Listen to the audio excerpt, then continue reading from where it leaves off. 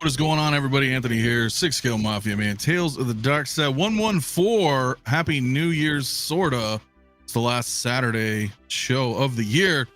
Guys, we're going to have some fun tonight, man. I got Brother Cousins. I got Meyer Burnett with us. Leo may join us later. Mario cannot join us this evening, but it's going to be a fun chat, man. It's going to be a fun time, guys. Put a poll in the chat, man. Who is stoked for 2024, man? Let me know.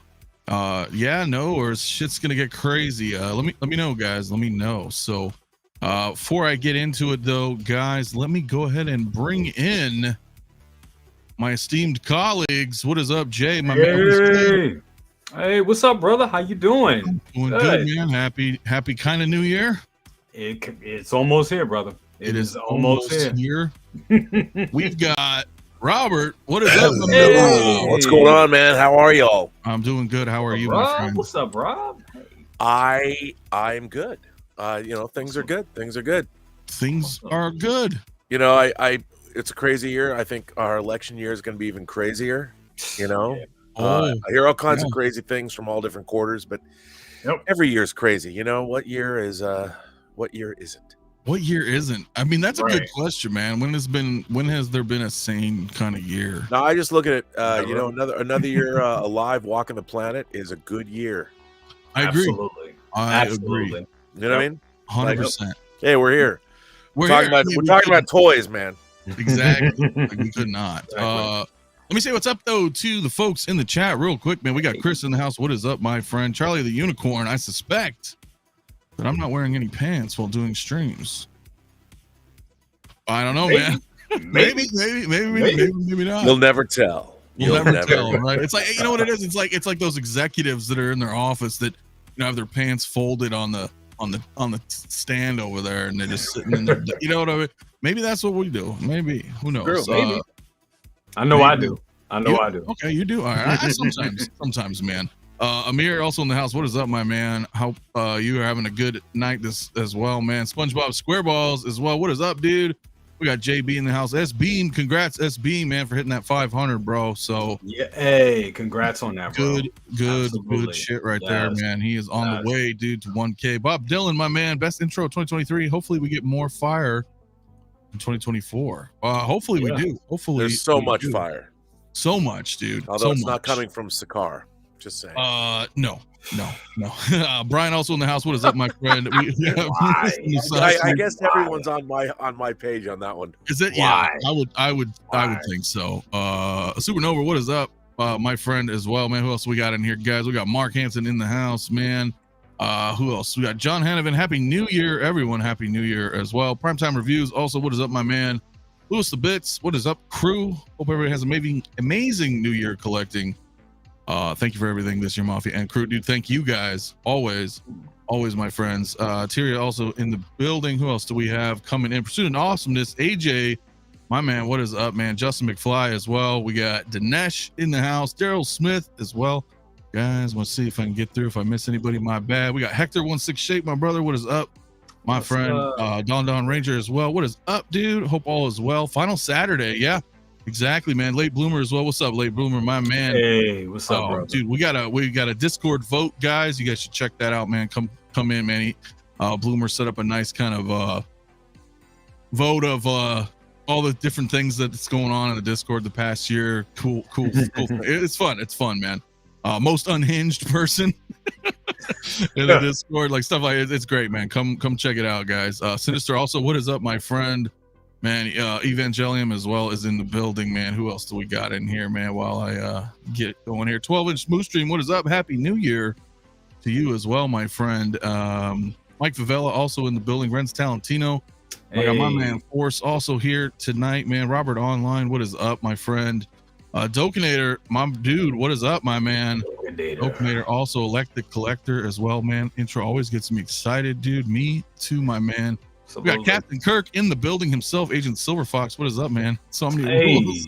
Let's go, man. What is good, my dude? What else we got? Keith Lee, what's up, my friends? Hello, my friend. Windman 42 as well, guys. If I missed anybody, my apologies. Iron King in the building. What's up, Iron, my man?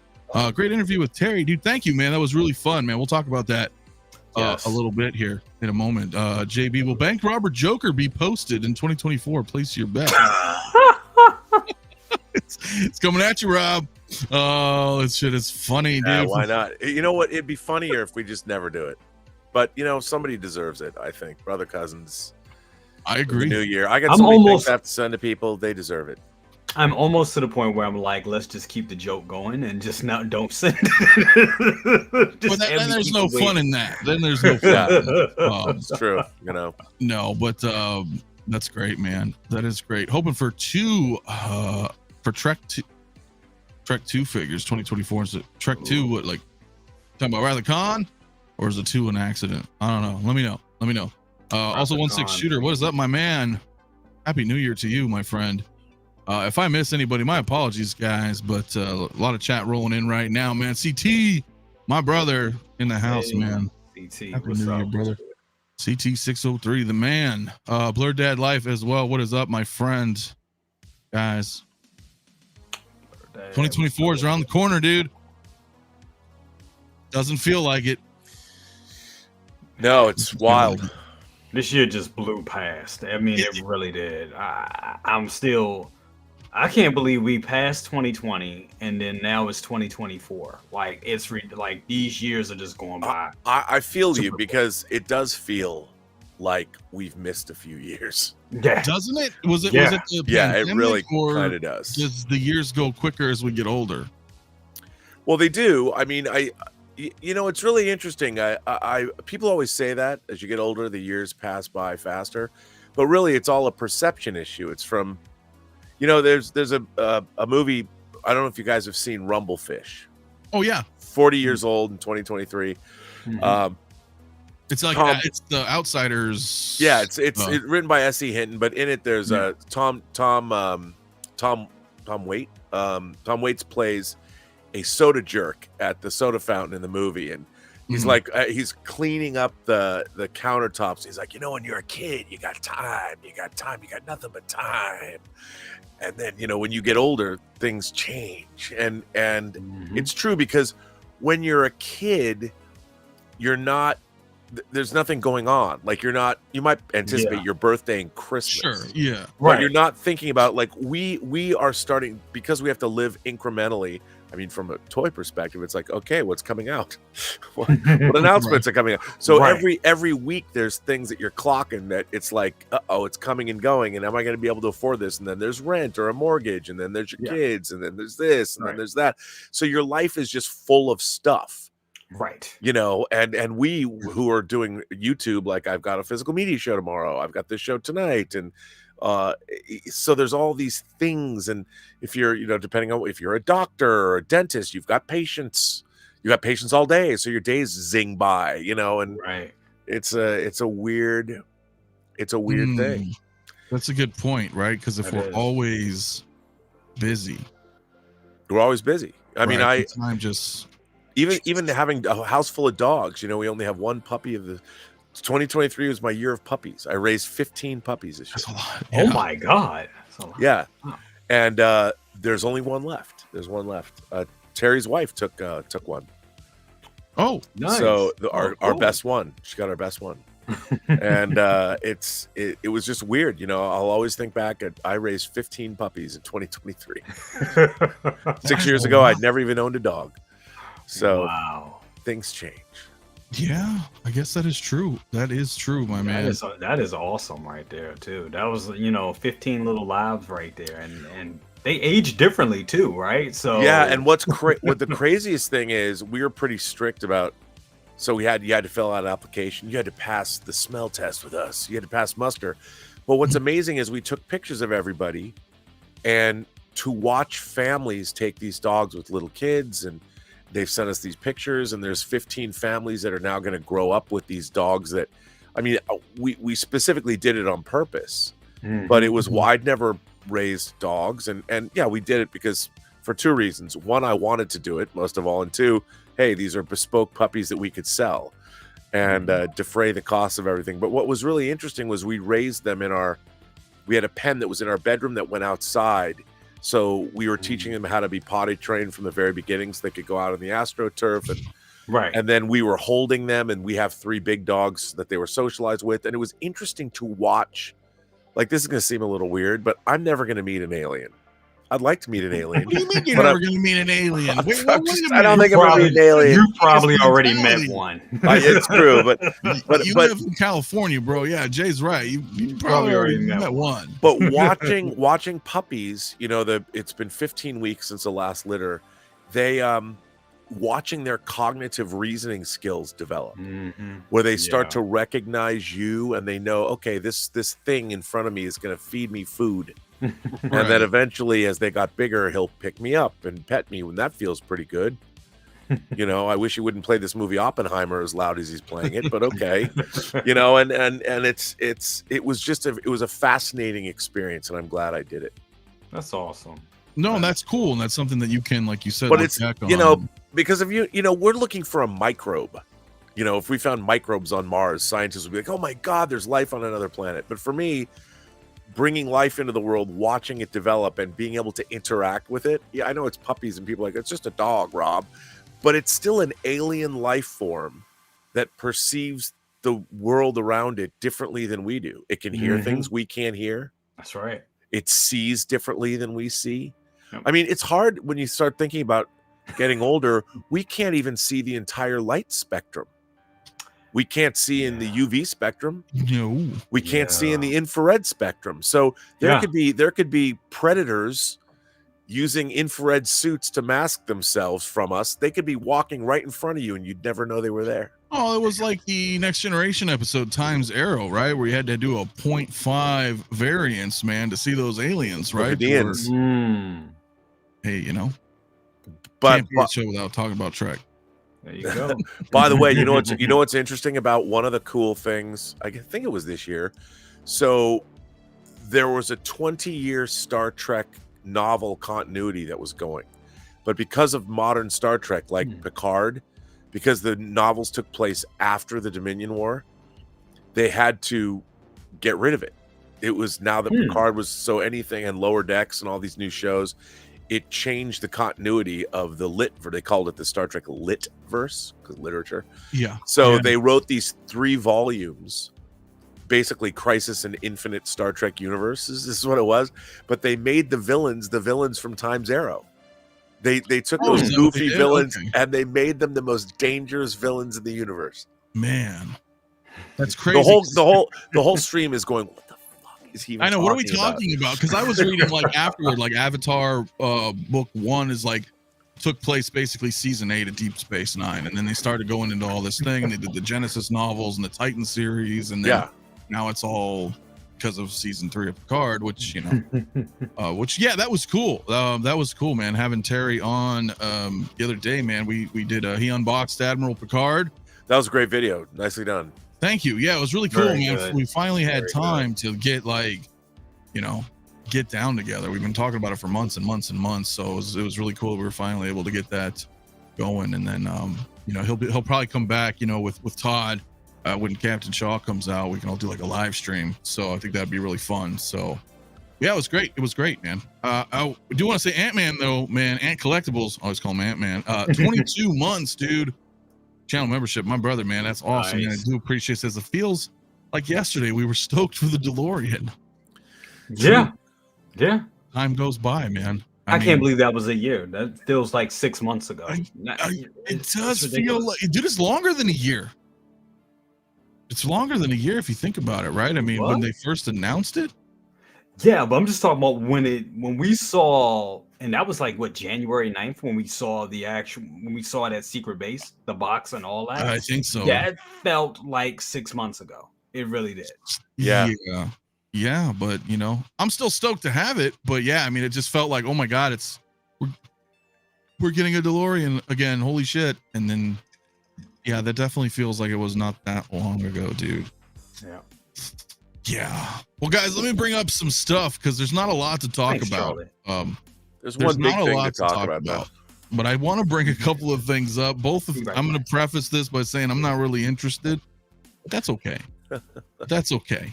Some people are interested. So there it is. It is. The Sicarian Iron Man.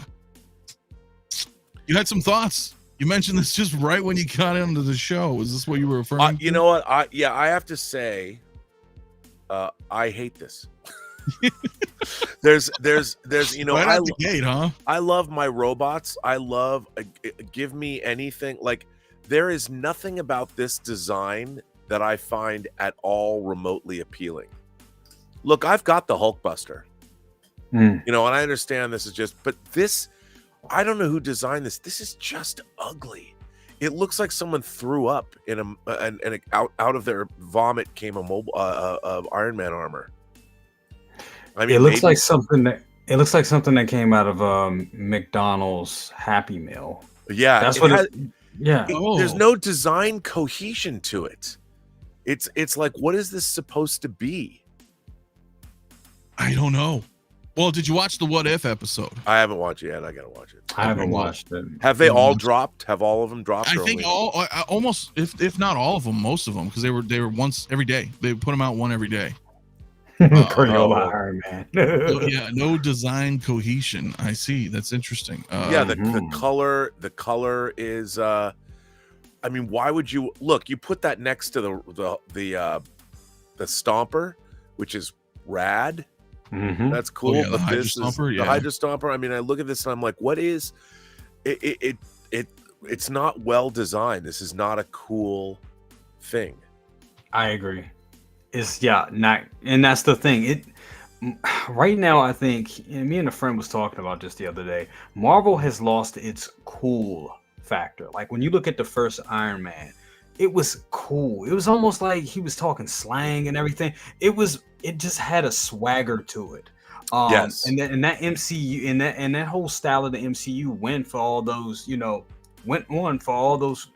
I forget how many, damn near almost 30 films. And in some of the TV series as well. But right now, it's just not cool. You know what I'm saying? Like, this isn't cool. I don't know who this is. Well, it's got to be cool for somebody, right? Is it though? Yeah, is it? I mean, I put a poll in the chat. 15% so far say yes, but 52% say yuck, and 33% say no. But even these color schemes, I know it's probably supposed to be an amalgamation of different things that he cobbled together. I haven't seen the episode yet. Yeah. But I mean, look at Iron Man Mark 1. What he cobbled together in a cave.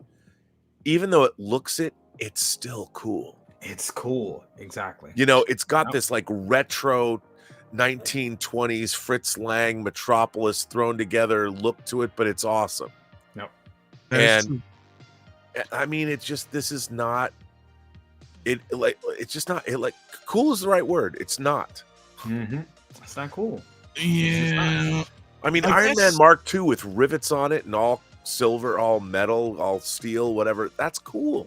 Yeah. Well, I would think that if you watch the episode, because that's what this is based off. So I would say that at least Hot Toys got that down.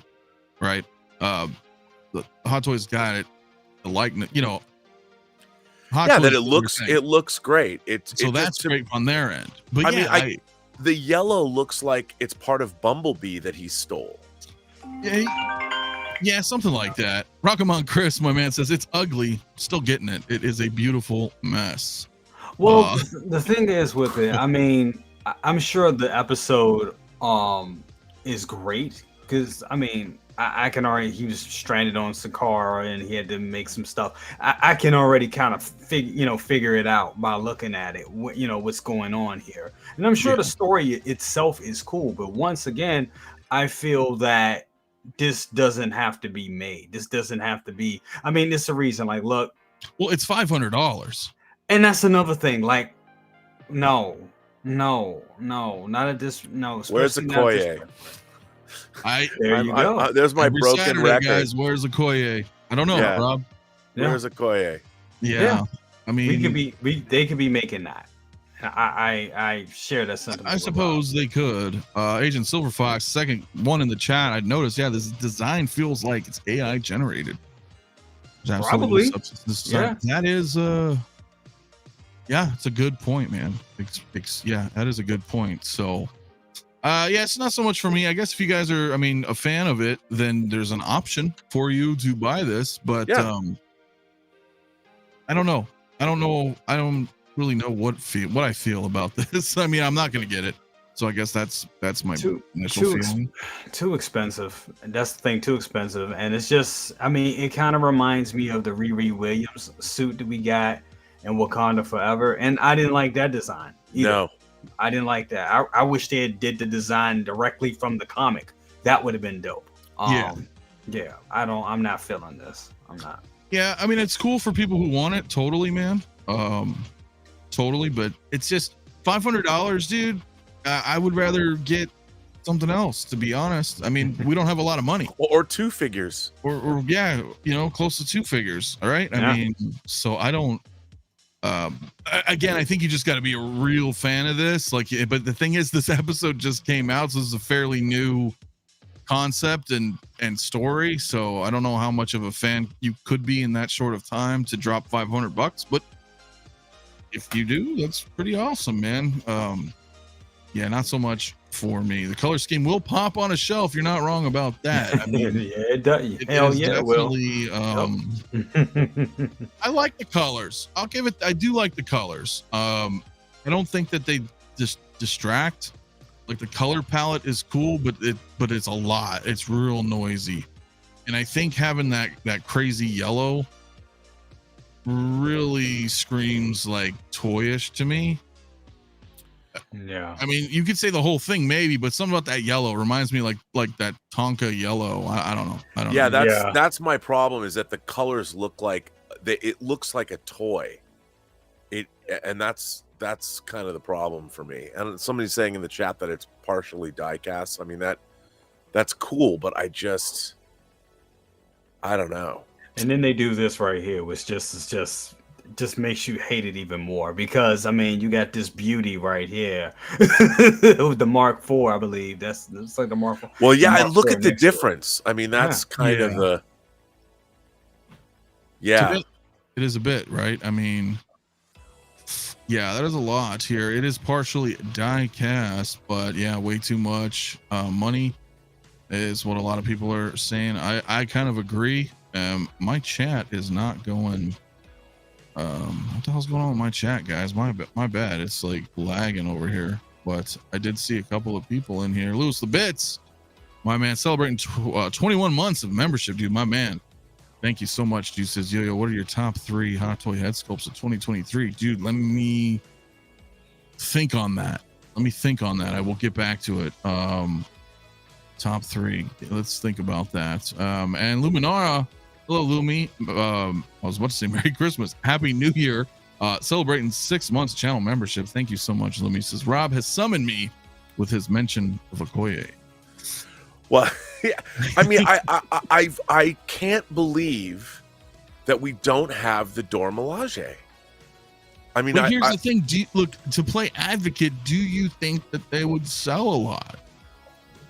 I think they would. I think again, I don't know. I'll tell you why. Iron Man here is going to sell either, but he's pretty. I mean, Iron Man's Iron Man. So, but because I think that Black Panther is one of the most successful standalone Marvel movies, and the fact is that those characters, those costumes, are very toyetic. They lend themselves well.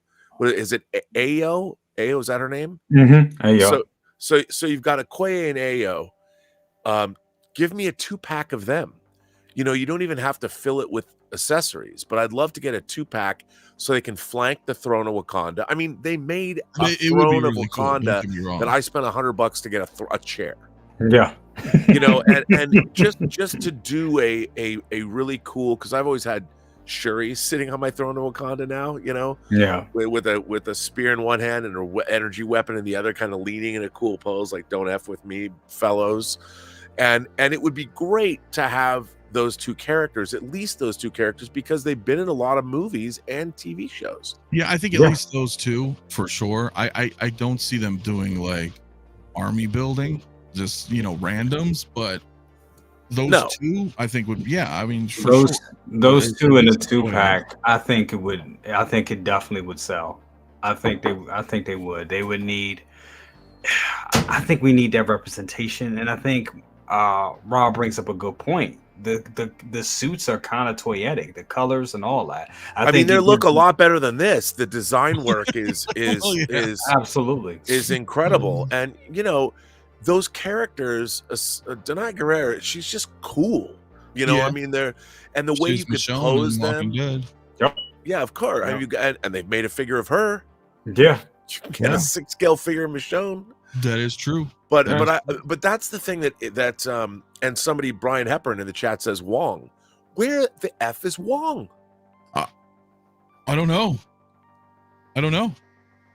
So, you know, you got to think about that, right? Because where is Wong? I mean, he's been in what, like 8 things now, or? Yeah, I mean, I know the funny thing is, I mean, I really like that character. I like the character of Wong because he's versatile, and in terms of putting him with your displays and things, you can do a lot with him.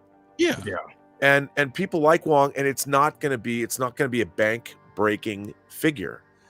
And you know, you just put him up, make sure his arms are pretty posable so he can do the whatever, put him next to Doctor Strange. That's a great like display that they're both going up against mystical evil. And I think that's what people want. I mean, I really believe that 2024, for at least my collection of figures, is going to be all about display. It's going to be making cool displays with all my figures, because I don't know how many more figures I'm going to buy in my life, to be honest. You know, I want to concentrate on the figures and maybe try and get those Grail figures I've missed, or figures that I want to put into a display. Oh, I'm with you. Absolutely. You. Like, mine is more fine-tuned as you start running out of, well, not only space, but just like I've got mostly what I want. You know, there's always going to be new stuff that I want to get, but I'm more interested in setting up my actual shelves as displays rather than amassing a quantity, because I've already been down that road. You know, I want to kind of really fine tune it. Kaiju Daddy, what's up, my man? Dude, it would look great next to my box of crayons, man. Yeah, like Brian says, they're putting out Gilgamesh, and you know, it's going to be interesting because now there's a lot more competition. And if InArt is really going to start building the rest of the Fellowship, I would want those. Well, the thing is, I really think, because we don't have a lot of stuff coming out, you know, this year, a lot of movies coming out next year, I think there's an opportunity for them to go in and to really go in on some of those characters. Why not do a 𝗕𝗓𝗡? Why not do a Wong? I mean, look at how many figures we got from the Ahsoka line. And it's a reason. Yes, that Ahsoka was a great show. I think it was mostly received pretty well. Enough for them to go in on that line, but they're also going in on that line because it ain't enough coming. It's nothing really coming out next year. Yeah, there's not a whole lot coming out, right? Yeah, totally. And it's funny because the stuff coming out, there's a lot of like secondary figures. There's not, like we were talking about it last week, there's not a lot of hero figures, anchor figures that are really that exciting. I mean, they're cool, but there's a lot of stuff that you can take or leave or pick up later. Well, Kaiju, good point, man. Actor plays Wong has made some anti-CCP comments in the past. Might be one reason why the figure hasn't been made. I mean, he's British. That could be a thing. Yeah, I mean, that could be. It could be. I mean, we don't know. We don't know. Yeah, that's true. You know, if they're like, nah, screw you, we're not making. You know, I mean, they could, man. They absolutely could. So, yeah, geez, guys, I'll probably end this vote here in just a moment, but 12% say yes, 45% say no, 43% say yuck. I mean, it's still pretty big. Yeah, it's a tough one. That is a tough one. Christian, my man, what is up, man? Detour, my brother, what's up, man? Hey, what's up? Happy kind of New Year's for you. Well, we're almost there. We're almost there, right? And Collector Joey also in the house. What is up, my man? Joey, what's up? What is good? What is good? Yeah, there was something called Return of the Jedi Anniversary. Oh my God. I gave up.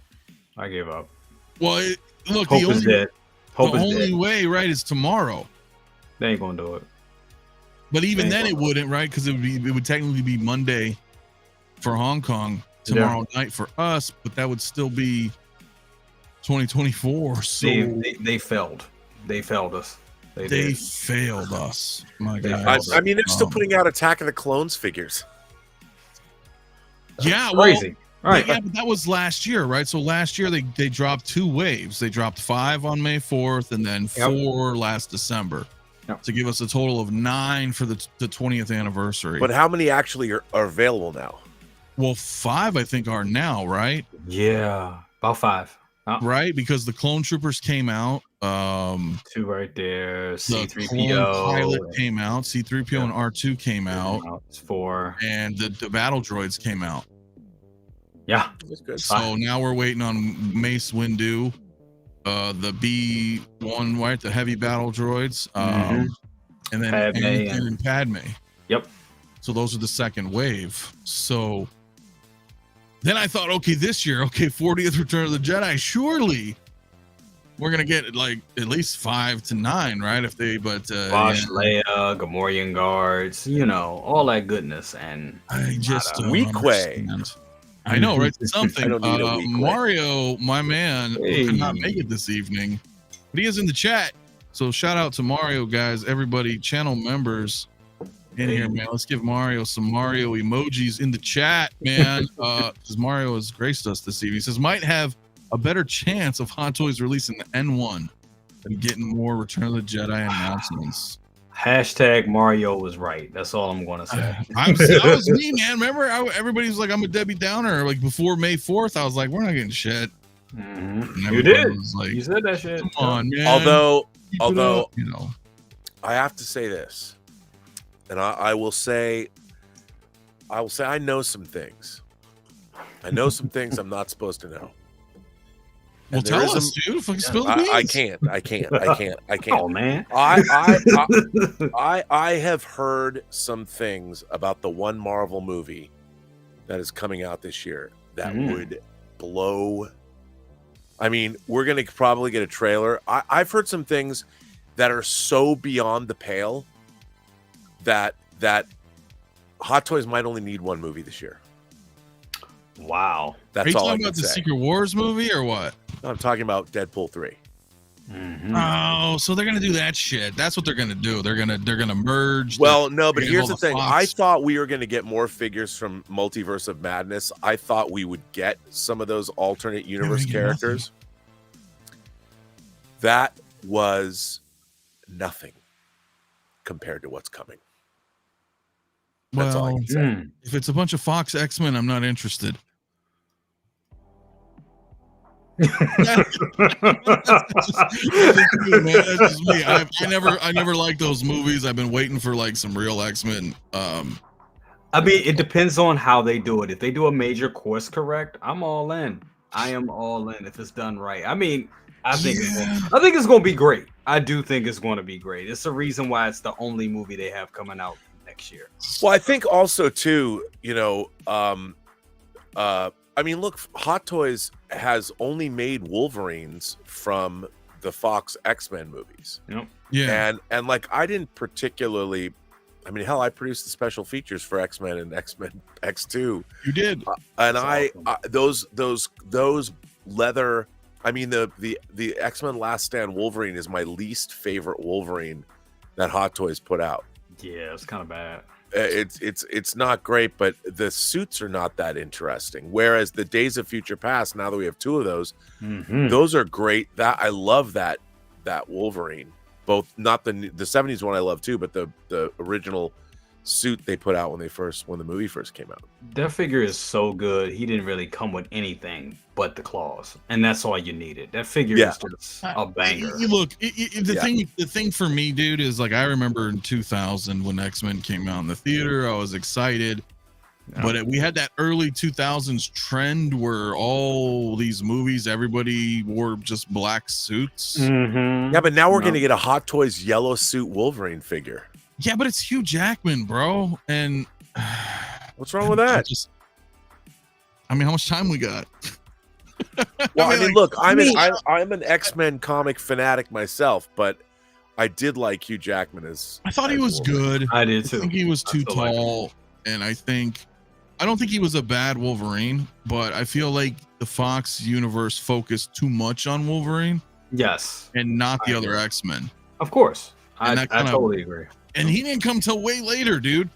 So, that's where I'm kind of like, damn, like we didn't really focus on X-Men so much, and the stuff that they did was all backwards and wasn't comic really relative at all. All I can say,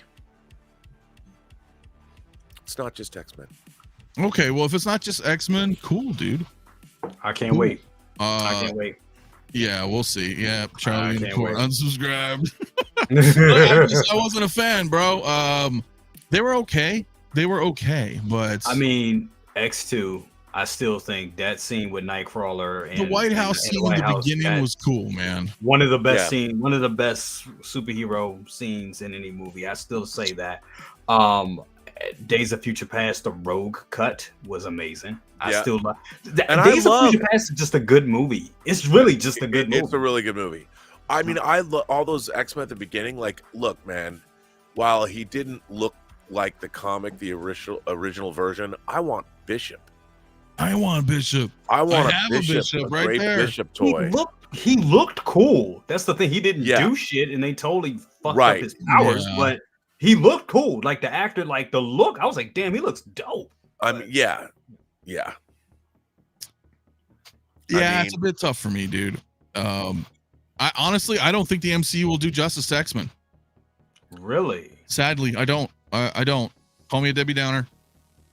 Well, I think they have no choice. They have no choice but to get it right. If they fuck that up, it's game over. That's what I feel. Is it? It could just be X-Men for a new generation. Well, I mean, I think that they could. I don't know. You know, we've talked about this a lot. I've often wondered how they can bring the X-Men into. I mean, it's. Look, I think the MCU is a mess right now, and I think they're in a position where everything is a mess. I've heard Echo it looks great, but I've heard it's maybe not great. And I think they're obviously whatever's going on with Captain America, Brave New World, it's in trouble. They hired a new writer. They're basically going to reshoot the movie again. Oh my god, really? I didn't know that. Yeah, damn. I mean they hired a brand new writer. I mean the movie's shot, it's done. And they're hiring a new writer to do whatever, and they're retooling it. Damn, so it's I don't know how much they're doing, but if they hire another writer, you know, that's pretty drastic. And one of the things that I find frustrating about the MCU now is that how do you you never start making a movie before you're rock solid on a script, especially a movie that you're spending $200 million on, that's following up 3 Captain America movies, especially Winter Soldier and Civil War, that were bangers. And this is your 4th Captain America movie, and it's not great. I don't know what, you know, it's funny. I'm sorry, I don't understand. I'm sorry, but I don't understand how I'm feeling the same shit with and I want to bring it back to the sequels because we do that a lot on this show. But even with the Star Wars sequels, I don't understand how Disney, with all the money in the world, all the access to all this talent and talented writers and all this shit, how they don't have a plan. You know what I'm saying? Like, they should have had a plan, like Rob was saying, a solid script, a plan, a direction. This is where we're going to go. One of the biggest problems with this whole, era of the MCU, or this whole 4th or whatever phase we're in right now, 4th to 5th phase we're in, there was no direction. There was no Avengers movie. We should have got an Avengers movie with all of the new Avengers coming together. There's no direction. What are we doing? We're just, everybody's just holding their dicks. That's it. And it's funny because, I think what happened, I would say that there was this, so Disney Plus comes along and they're like, you're going to be creating all this material. Sure. The problem with all of Hollywood is a mess right now. All of it. The studios are maybe Sony's in the best position now, but even Sony, you now have this the corporate business model does not work with storytelling. It doesn't at all, because the corporations are looking at, okay, they don't understand it on a corporate spreadsheet. They don't understand that, well, the story has to be good. In a corporate mentality, they're just like, no, we just have to make this, and this, and it'll be fine. Right. But because that's what it would say on a spreadsheet. Like, these movies made this much money, so we just have to make another one, and we're going to make this much money. They look at Captain Marvel, and they're like, okay, that made $1 billion, so we have to make another one, make a sequel. Yeah. But a corporate board member does not understand, well, what happened to the Marvels? There's nothing and that's the real problem, is that the people that are calling the shots, the money people, are more disconnected from the storytelling people than they've ever been. Damn. It's true, man. It's problematic across the board, because this Wall Street thinking about we're always going to make more money for the next fiscal quarter, and I get that. That's what they thought was going to happen with streaming. They did all this profligate spending. But people just thought, oh, streaming is. Oh, look at all these people that are making money from streaming. We'll just go all in, without thinking about the ramifications of it all. And that at the end of the day, entertainment still has to be good. Right. You can't just make anything. And Star Wars, like what I don't understand, the same is true of you'd think that when you spend $4 billion to buy Star Wars, you're like, okay, what made Star Wars what it was? The original trilogy. And then I'm sure their thinking was like, well, what we have to do is like redo Star Wars, but in the modern age, so we have all of our new characters. Like, a corporation isn't thinking about the legacy characters that still exist. They're not thinking about continuity, and they're not thinking about canon. They're thinking about Star Wars as a movie, and we have this product that we now have to make another product, and we have to go sell it. Now, then we would say, okay, well, that's where Kathleen Kennedy comes in.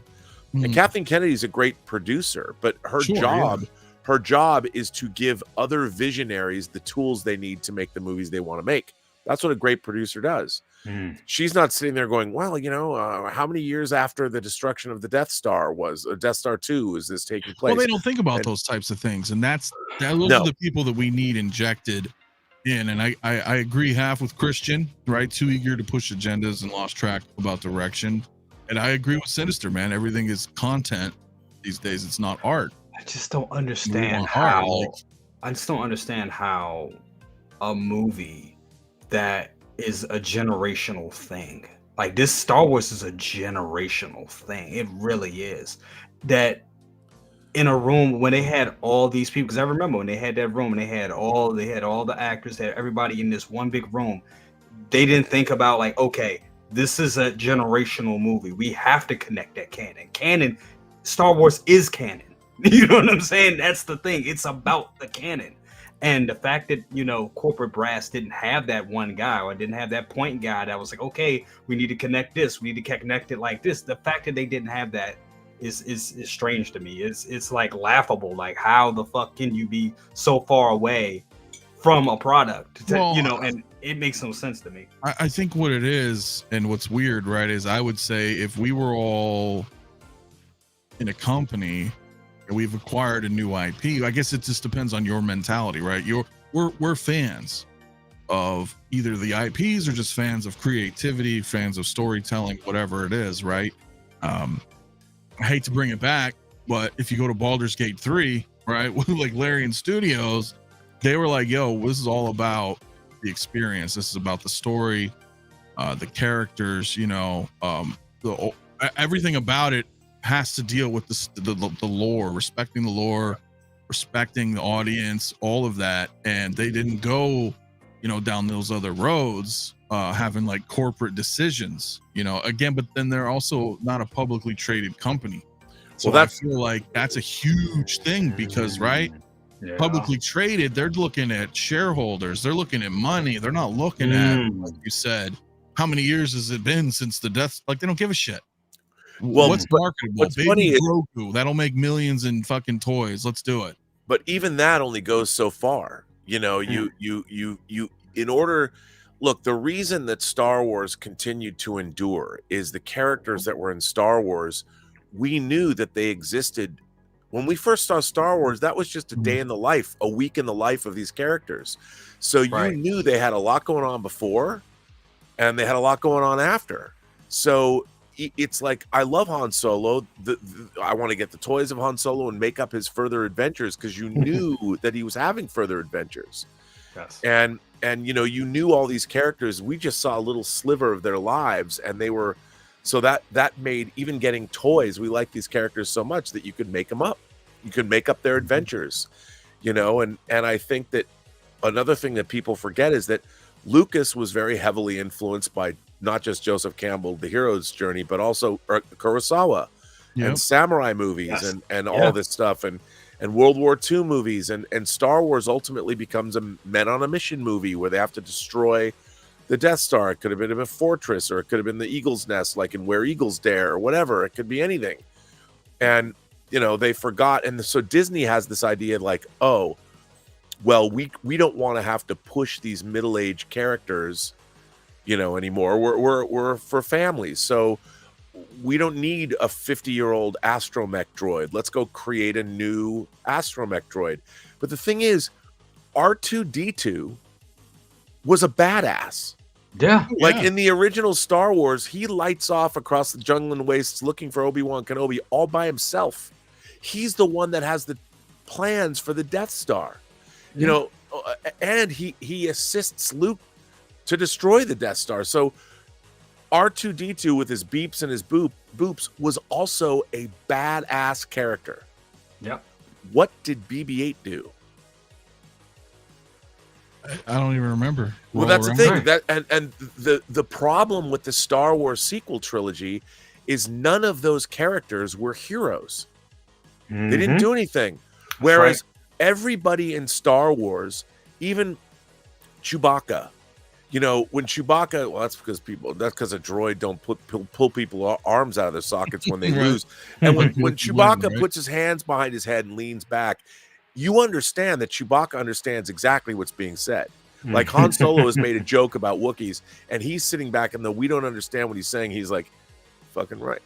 Exactly right. And so all the characters in Star Wars, everybody had, like, you meet Princess Leia, what is she doing? She puts the plans in R2 and she blasts stormtroopers. Vader comes in. She stands right up and it gets in his face, gets up and it literally gets up in his grill. She lies to Vader and Grand Moff Tarkin. And when they come to finally rescue her, she's the one that grabs. This is some rescue. When he came in here, didn't you have a plan for getting out? You know, and she grabs that stormtrooper blaster rifle. She's a hero. That's right. And the thing is, these characters made you love them because the writing was great, Lucas's direction was great, the performances were great, and the world building was great. Yes. And all we got was archetypes like, okay, let's make Poe Dameron. What was Poe Dameron supposed to do? I mean, in the beginning of the movie, he's looking for Luke. What else is he doing? Yeah. Nothing. He doesn't. Right. These characters, at least through my eyes, felt like they were just a driving narrative. Well, that's the thing. They have no right. They're like not, they didn't have their own kind of. They were not endearing. You were not now. People liked, you know, the people that liked. Oh, I really like Rey. Yes, you like Rey because she's already something that you know, which was a Jedi and has lightsaber. But you like her, but she hasn't earned your affection. She doesn't do anything that makes you earn her affection. Thank you. Yep. I mean, you know, it would have been, and what's so funny to me is like, okay, you know, here Jakku is the graveyard of one of the last big battles between the Empire and the Rebellion.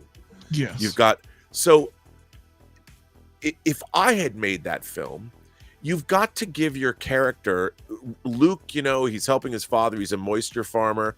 Well, they should have gone even further. Like, what is Rey? What if Rey is working for Unker Plut and Unker Plut, you know? So and her job is she does salvage. We see her doing salvage by herself, but what if she's piloting some kind of ship in orbit? And what she does is all the detritus of the wrecked Star Destroyers, they're not just on the ground, but they're in orbit around Jakku, and it's a problem because there's so much space junk up there. So she's flying around and having to dodge things. So she's doing something proactive, and you can be like, well, that's cool. She's out in space finding junk and bringing it back, and she works for Unker Plut.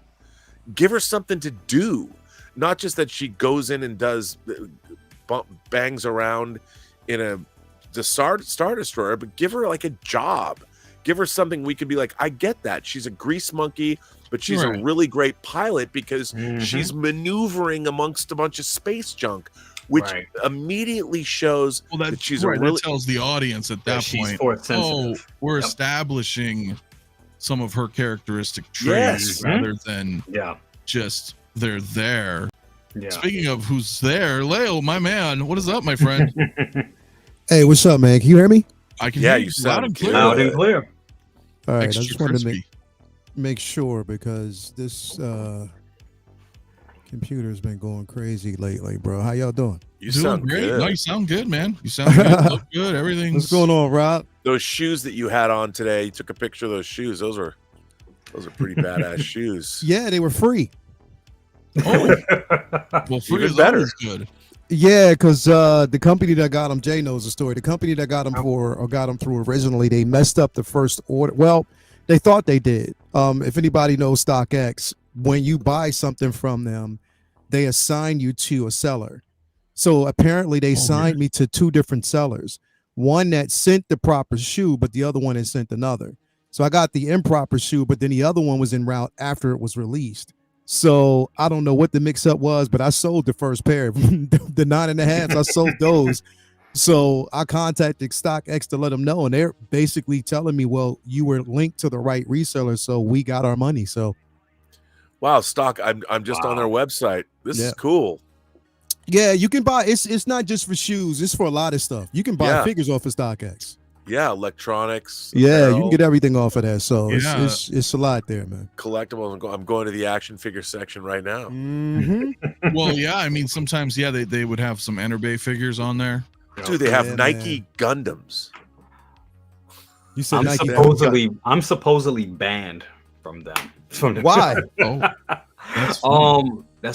Like I think what happened? They were it was a seller that same thing. They paired me up with a seller to buy some Jordan 3s, and this guy never sent them.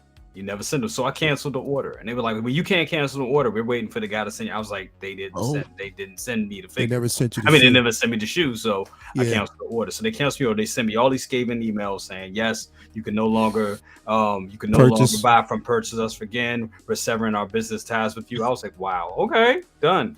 Then 2 weeks later, we're so sorry. We made a mistake. Our bad. Come back. Here's a little bit of money to come back and buy something with us. Oh, really? Yes. Well, that's pretty interesting. I did not know that. Yeah, you got to be careful on there too. Yeah, as some of you guys have said. But sometimes it works out in your favor, though, right? Where Lil, you got something, It's like the Hunger Games. May the odds on StockX be ever in your favor. Right. Oh man. That's how it works. We were just ranting like a bunch of old men bitching about modern days, but I would say I do want to bring this up, especially since Lail's here now. Sideshow, right? Here we go. Price here hikes. We go. What? Everything went up by like $5. Like, what the hell, man? I don't know. I haven't really got to talk to you. I've been busy. I didn't even notice, bro. And here's the thing, like, I the only time that I'll purchase from them now is if I get a discount code, or I don't buy blatantly outright from them. Like, if anything that I need to get, I get from either Ray from Hawk Wars or Ray from Underground. Tail of two Rays. Come on. Yeah, the Tail of Two Rays, bro. I get it from them. I don't mess with.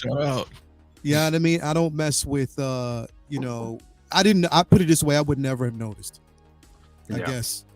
So they're literally going up by 5 for real? Yeah, for real. Yeah. Look. Damn. Yeah. Okay. I mean, honestly, it's not a big deal. It isn't, especially when you look at some resellers, Jay, that we know that will go up a whole $150. Wait a minute. Are we just going to casually dismiss that it's not a big deal? Bro, when you're dealing with resell, put it this way, man, and I say it like this. I'm not saying it's not a big deal. I'm just saying that really, if you went in the land of moderation, or when you have so many different resellers, so many different companies you can go through, to me, it doesn't matter, because I know that if I don't have to deal with just them. Yeah. If it's a business decision that they're making, that's them. Eventually, again, if it comes back to bite them, it will. But I have so many other outlets And on top of that, every time they delay a figure, I get that coupon, that 15% off Yeah. or whatever. I can Right. wait. You know what I mean? So it again, like $5 versus some companies, again, bro, like I'm saying, they're going up like a whole 150 during a release. Like And- that's crazy. And that's where I'm coming from with this. If you look at how everything is marked up, and period, this markup, I don't have the math in front of me, but this markup, yeah, it's not that bad. It's not enough. If it's not enough for people to be like, okay, I'm not buying with it anymore. I'm going But somewhere else. it's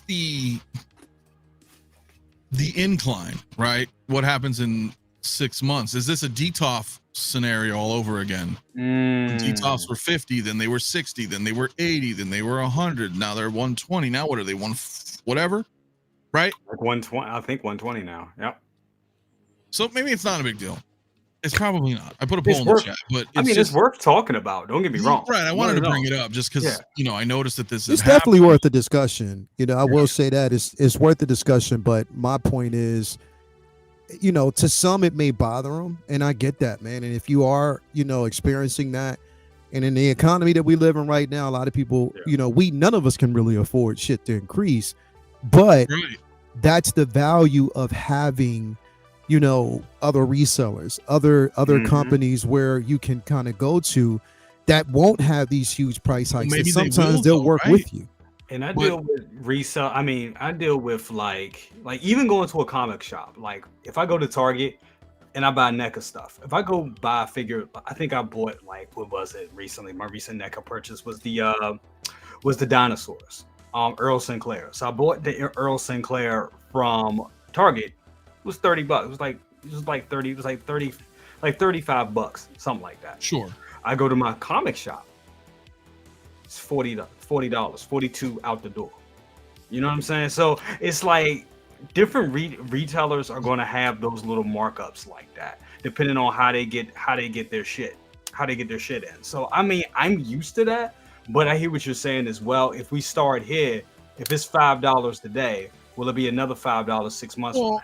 Will it be another $10? My thing about that though, realistically, is because if I mean, look, we'll go to Ray or Marcos or there's other people, but they, at least in the States, they'll get all their shit from Sideshow anyway.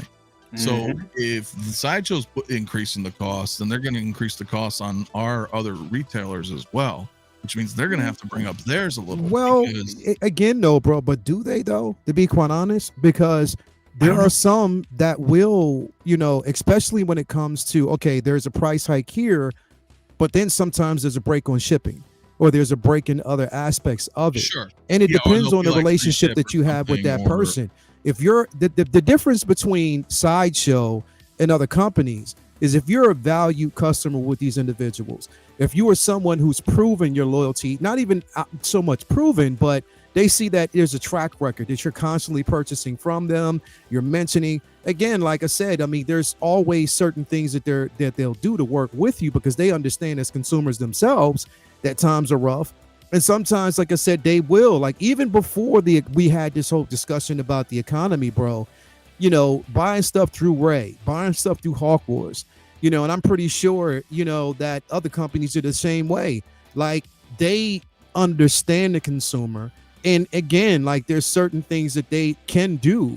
I'm not saying that the price hike won't mainly affect them as far as, how they buy and sell things and stuff like that. Okay, it may slightly, but I think that again, like I said, for us, if a lot of us out there who do purchase from these companies, if they see that there's that track record where there's loyalty, again, bro, like some of them work with you. I can't say that companies like Sideshow will. They'll probably, and here's the thing. I'm not bitching against Sideshow because they're going to do what they do. They're a major distributor. One of the biggest distributor over here in the United States when it comes to these figures. I get that. So they don't really have to work with you. Sometimes they give you these coupons whenever something's late or whatever. They'll give you these little, things, codes, discount codes that you can use. Yes, that's true. I mean, but again, if you can get it before it ends, because sometimes it only lasts like maybe 5 days or if that. Well, I mean, look at like what Toy Box is saying, dude, is 100% right, man. They took back all the rewards they used to give away They gave points expiration dates. Coupon codes expire quickly. Yep. Now up in the price. They keep changing things, and this isn't the last time. You're right. I remember all that. That Remember is true. We did. Remember we would get like $10 rewards, and it's like 5 or whatever. That's true. Like That weird is true. shit like that, which is fine. But when you start stacking these little, more and more and more, you can fast forward 2-3 years and be like, damn, remember when like, things were just a lot nicer. So it kind of, it's almost like a war of attrition, man, when we're collectors, because you're getting hit by all these little things, that start piling up on you. So every purchase, because you're not just buying one figure. I can get that if you were just a new guy, you came in, you bought a figure for something. Maybe it's a gift, for somebody on their, they have a figure on their desk in their office or something. But like when we're all constantly buying stuff, yeah, I mean, what do you think, Rob? I mean, is this an issue, you think? I mean, well, I mean, is it an issue? I think, look, we have to get creative how we're going to manage our collections with other players coming in that are charging lots of money. And it really, again, I think people are going to really start to curate their collections and spend more time displaying their collections than just buying a bunch of figures. And I look at how many figures are actually still available at Sideshow. A lot. And these are expensive items. And as inflation, maybe if inflation does go down in 2024, I mean, the stock market had a bang up year. Investors might have some extra money. I haven't even checked my Acorns account lately, but maybe it's time to cash out, buy some figures. But I'd much rather have display. I really do want to concentrate on making my displays great. That's what I've been doing for like the last week, bro. Just focusing on this display and doing my thing to kind of make it the way I want. Right now, I'm working on my Armor War display, and I'm having fun with it, bro. That's where I'm at. Yeah. Because you know what the funny thing is it used to be there's always going to be somebody that has more Hot Toys figures than you. But I think the real thing about collecting, I think moving into the next year, is how do you make your collection stand out? How do you make your collection uniquely yours? Like, what Anthony does is arcade with the new wave toys, and how you went and got specific toys to make that arcade when you did that. I mean, that was really cool. I think so. Yeah. I like doing stuff like that. And then you look at the whole ensemble, or like up there's like the Hall of Armors and stuff, and that's like a shelf. And you're like, oh, cool. That's cool. That's Iron Man. It's not like, and it's cool if you just want like a bunch of Marvel figures on a shelf too. But I want to have things kind of themed ish, Ecto 1. I got you can't see the Back to the Future shelf, but you guys know it's there. I got my work table set up with photos and stuff right now. But I like that where each individual shelf is like a specific theme rather than, and Jay, and Leo, I know we all do. Like, it would get to a point years ago, and even now-ish, like where you're just shelves and shelves of figures, and that's all it is. It's just figures, and that's cool for some. Totally get it, right? But I feel like everything gets lost. Everything gets lost because I have hundreds of figures just kind of mismatched in, and like, well, I don't have any room. I think I could squeeze this guy in right here. And then I'm not a big fan of that. That's why, bro, like I like what is basically what I'm loving right now, and what I've been doing. I've been doing this to both the garage shelves, is creating a diorama environment. Yeah, exactly. You know what I mean? Like creating a diorama. And the thing is, bro, I'm telling you, as a collector, bro, like, and you could probably see it if you back there. Like a little Rogue One going on there. Yeah, well, there's like back behind me. Well, right here, because the Rogue One, the Mandalorian shelves down there. I have another Avengers shelf over there. The Batman, or actually the Dark Knight set down there with the Jokers there. Right here, in this particular shelf right here, aside from just the Justice League shelf, this is all what if inspired. Like the top shelf Yeah, is you got Hela and what if Wenwu right there. Yeah, so it's what if Loki basically formed his own Avengers team again, and then the bottom shelf is again my what if, the superior Iron Man went back to the first Iron Man movie to kill Iron Man before he advanced. You know what I mean? So I'm creating a completely dope ass shelf that's going to be incredible. It's action going on. I just like that, bro, and it's fun. That's what reminds me. I mean, yeah, the prices and all this stuff is extremely high. We get that, bro. It is. But when we can have fun with the display, you can just do creative things. Yeah. It just, bro, it feels so good. And I got like the next 2 days off. I'm happy that I can actually just play around and, that is you know what I mean? That's what Make it's sure about. that everything is together, bro. That is what it is all about. That's how I'm going to spend my New Year's and my day off. You know what I mean? My New Year's Eve tomorrow, I'll be working on stuff like this, making sure that, I have it the way I want it. I finally got this guy out the box, ready to put in the shelf. So I'm working on that right now. Which is this Mark IV? That's this is the Mark One. No, it's the Mark One. Yeah. Yeah, that's the Mark One. So I'm working on that right Best. now. Yeah. So again, bro, I'm just having fun. I'm just having so much fun. And that's the way it should be.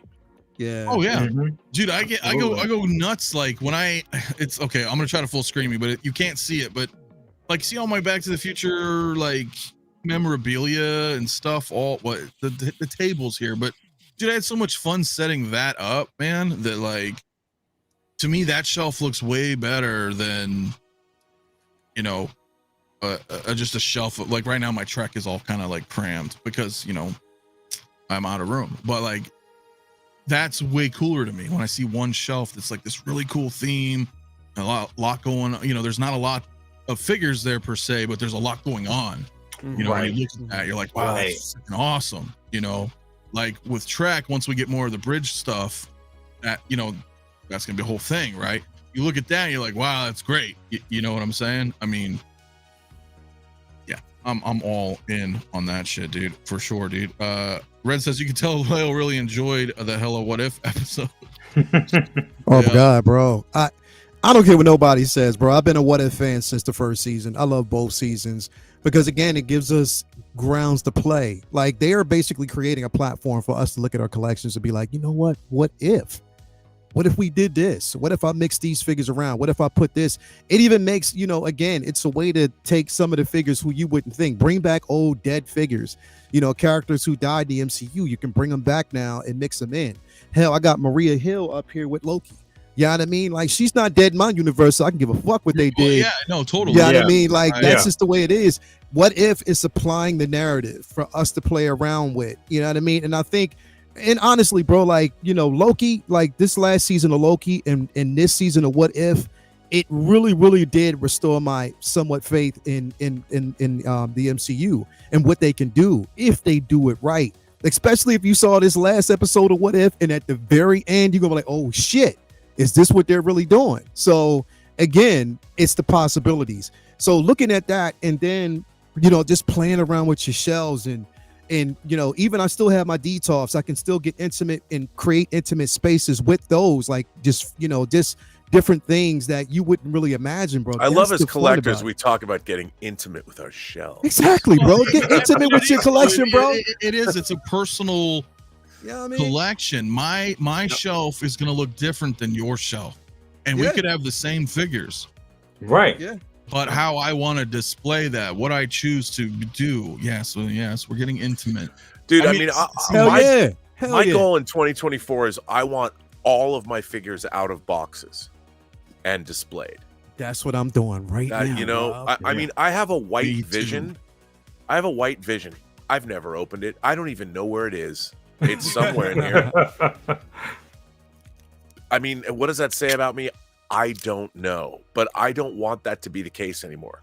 I'm the only one that knows that, but I'm telling, look, I trust the four of you not to tell anybody else. You just told everybody out there in this community, did I? Bro. 170 in the chat. By the way, let's hit that like button, guys. But it is ridiculous that I own Hot Toys that I haven't opened. What a waste. If I get hit by a bus tomorrow, I don't want that to be the case anymore. I want to build all my models. I want all my things. I want everything displayed. I want this place, even my shelves are junky. I want everything. I want to walk in here and feel This is my happy place. The observatory is ramshackle, and I need to put it back. I need to bring it back to its former glory. It takes time, though, bro. I mean, because you either have DTOFs or you have garage shelves, you have module cases. You know, maybe you have some of them, but not all of them. Maybe you need to build some shit. Maybe you. I've got 9 DF60s in the box. You have no excuse. If I had a bunch of fucking cases, come on, Rob. 2024, gotta get it together. I know. Yeah, I know.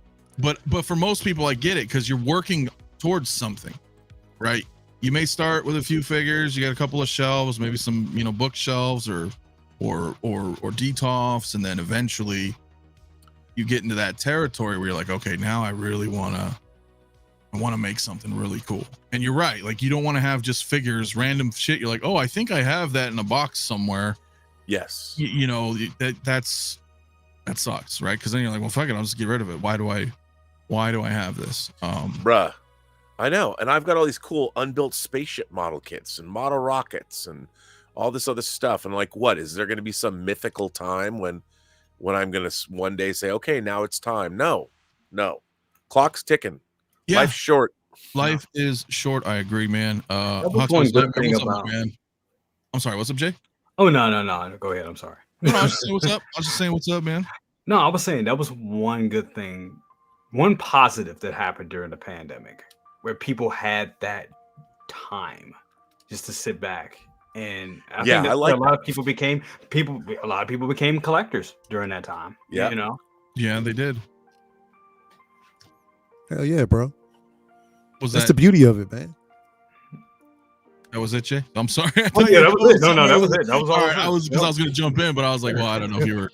Yeah, you're right. You're right. And there was a huge influx of collectors, and then this year there's been kind of a influx of people leaving too. But ebbs and flows. I mean, bro, it happens. I would like to say that people who do leave and if they gotta go, bro, it's because there's positive reasons. Eventually they'll be back. I agree. You just fall out of love with the hobby. I mean, it could. You pick up something else. Some people do. It's something that I know myself I would never do because I just found something in it and I love it so much, bro.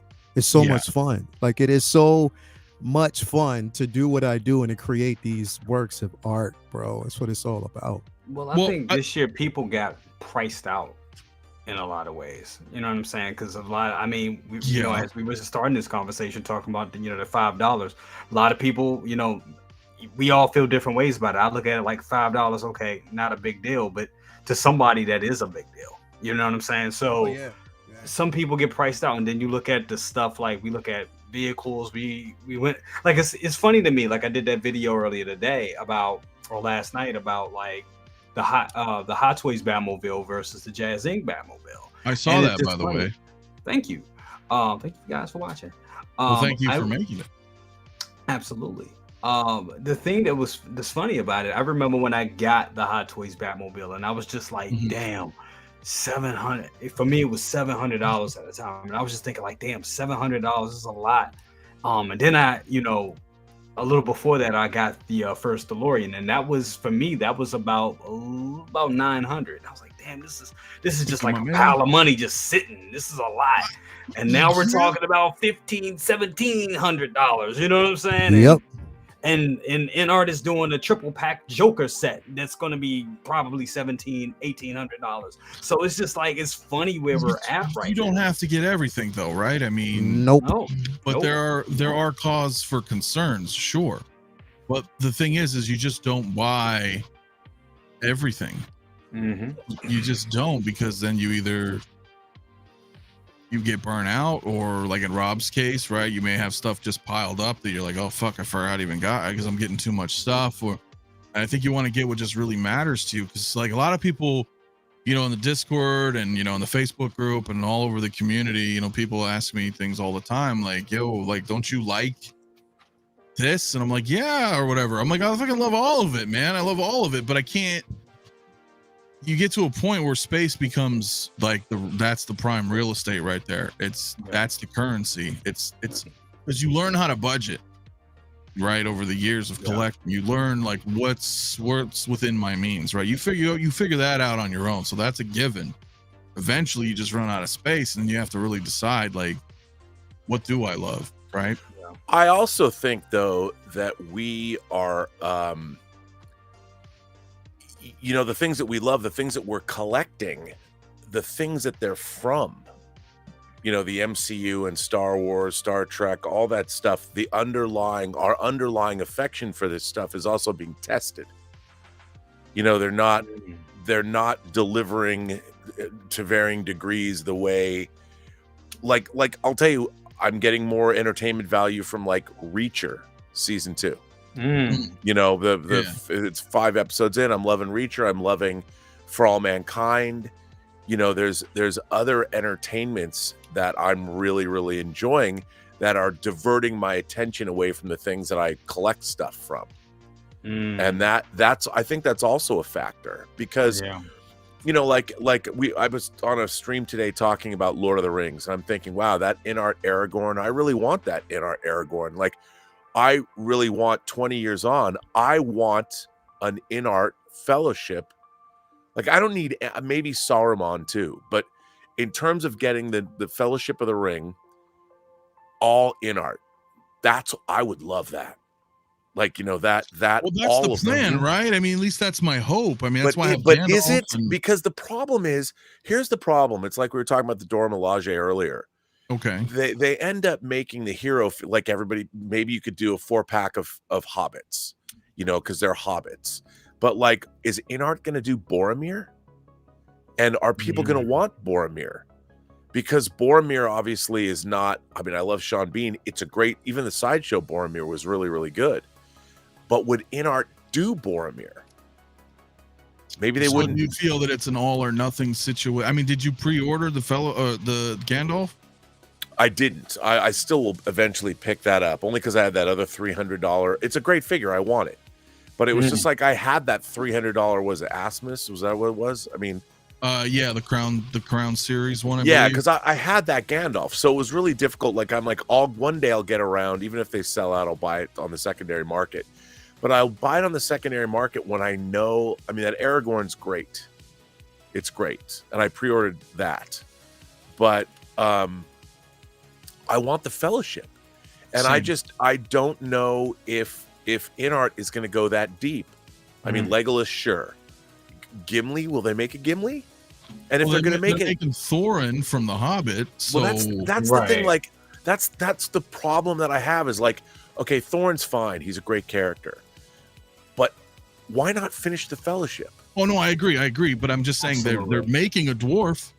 So, you know, in my head, I'm like, okay, cool. If you're making smaller figures, like, it's like you know, when Hot Toys were making the Watchmen, they made Comedian and they made Silk Spectre, and that was it. Yeah. I mean, you never got the full Watchmen, and now So has done Rorschach. They're doing Ozymandias, supposedly. But what about Night Owl and what about Dr. Manhattan? Like, those are 5 figures. I would love to get a collection. You know, X06, they're completing the entire crew of Voyager, and they did it in 2 years. We did. Yeah, that was amazing. It's amazing. Yeah, I mean, and crews are being done. I mean, look, I could say whatever about it, but it's true. It's true. Like, at least lines are being done. And that's the thing. I mean, I would love, you know, Hot Toys made that awesome Neo figure. They made I love that Matrix Neo One figure. does not simply make. But they never made an Agent Smith. No. Crazy. Then you have to go to like Trinity, Fishbone, or Trinity. So you're. I mean, this seems silly to say, but then your Matrix figure becomes an outlier. Where do you put it in your collection? Yeah, they end up not doing the whole thing, and that's a disgrace for us as collectors, right? Because we're like, dude, like, I want that. Well, you want to make a display that has. I mean, I've got a lot of like behind me, the Crow. The Crow is a one-off figure. RoboCop, they made Murphy, but they never made Clarence Boddicker. They never made. You know, so you get these individual figures, and then they kind of are left as orphans. When, I mean, how cool would, like, anybody would want an in-art Fellowship display? If you're a Lord of the Rings fan, you know. Well, yeah. I mean, I feel like that's probably gonna happen, but I think so, because I mean they're going in on Harry Potter. You know what I'm saying? So, but see, this is the funny thing about the Harry Potter stuff. Like for us, I'm not a Harry Potter guy. I was a little too old. I read the first book, but sure, I will not be buying their Harry Potter line. It's just not for me. No. And I understand people are there's a lot of Harry Potter figures. It's probably a great line to go with, because you'll even get who's going to collect in-art Harry Potter figures? Women that were collecting those high-end dolls. They'll get in, and they'll probably, because that collecting market's specific. Do you remember the company that was making, what's the name of the company? They were making like 14-inch superhero dolls. They made the female figures. They all had the rooted hair. What was it called? Tonner, the Tonner Doll Company. Those figures, I mean, they were dolls, but they were awesome. And they made the whole line of DC and Marvel figures. I still have a few of their figures, and then they went out of business. But they were a premium doll company, and they got the license to do those dolls, and they were cool. Bro. Well, you're probably right. I mean, there's a lot of fans of that IP. Yeah, man. Listen, bro. Right now, I have the mark. You can't see it because it's at the bottom. You'll see it in the video. You'll see it during the actual collection tour. But right now, I have the Mark 1 armor. Bro, this Armor War setup is incredible. I have the Mark 1 armor versus the Punisher armor, bro. It's so fun. It's fucking fun. Oh, we do that shit, bro. All I need now is a Meyer Burnett head sculpt to put on this motherfucker right here, bro. Bro, like, talk to S Beam. I know. S Beam, if you listen, send me one. Right. Yeah. Well, I mean, you got 12-inch Moose Stream in the house. Says I'm 62, Rob, and I'm getting all the Harry Potter from InArts. But that's what you know what, Anna, can we stop, bro? 62 and still doing it, man. 62 and still doing it, bro. 62, and it's like, yo, we could collect it to like we're 120. That's what we going with it, brother. Like that's how it is, man. Like I love this about the community, because this is who we are, bro. And then I was talking to Toya about this earlier, like the acceptance level of who we are. I know basically amongst me, it's like, honestly, and I don't want to be offensive about this, but it's like it's coming out in an extent. You're coming out for who you are from every atmosphere. Like I would never have come out this much as far as how much of a geek I am and how I collect and stuff like this. Years and years ago, it wasn't acceptable, bro, and people would frown upon you. Now, because I'm who I am, bro, and because like we have this platform to do it, bro. Like, dog, like literally, I've opened the eyes of other individuals who I wouldn't have believed in a million years would love the stuff that I love. Like they inbox me and ask me questions about it all the time, bro. Yeah. That shit is bro, it just I can't really express the joy in this, bro. So much joy, and it just feels so good, bro. I love introducing people to it. I had a friend of mine, she's an actress, and she was doing music. Been doing music forever, and she shot a couple of, like, some of those videos I put up. She actually shot some of them, and she was like, so, hey, what have you been doing over the past, couple of years, because we haven't talked to each other in a while. And I was like, well, yeah, I got a YouTube channel. And she was like, she only knew me from like doing music and stuff like that. So she didn't know that other side of me, like the collecting. And I was like, well, I unbox and do reviews on 1/6 scale figures. And these figures are like super expensive. And she was like, okay, let me check it out.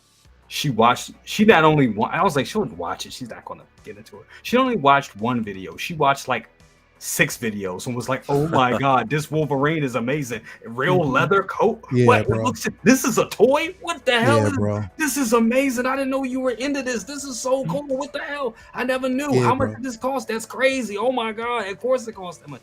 And she was going on and on about it. And it was just cool. And she was like, I never thought you would be into something like this. It is the best, bro. It is. It's it again.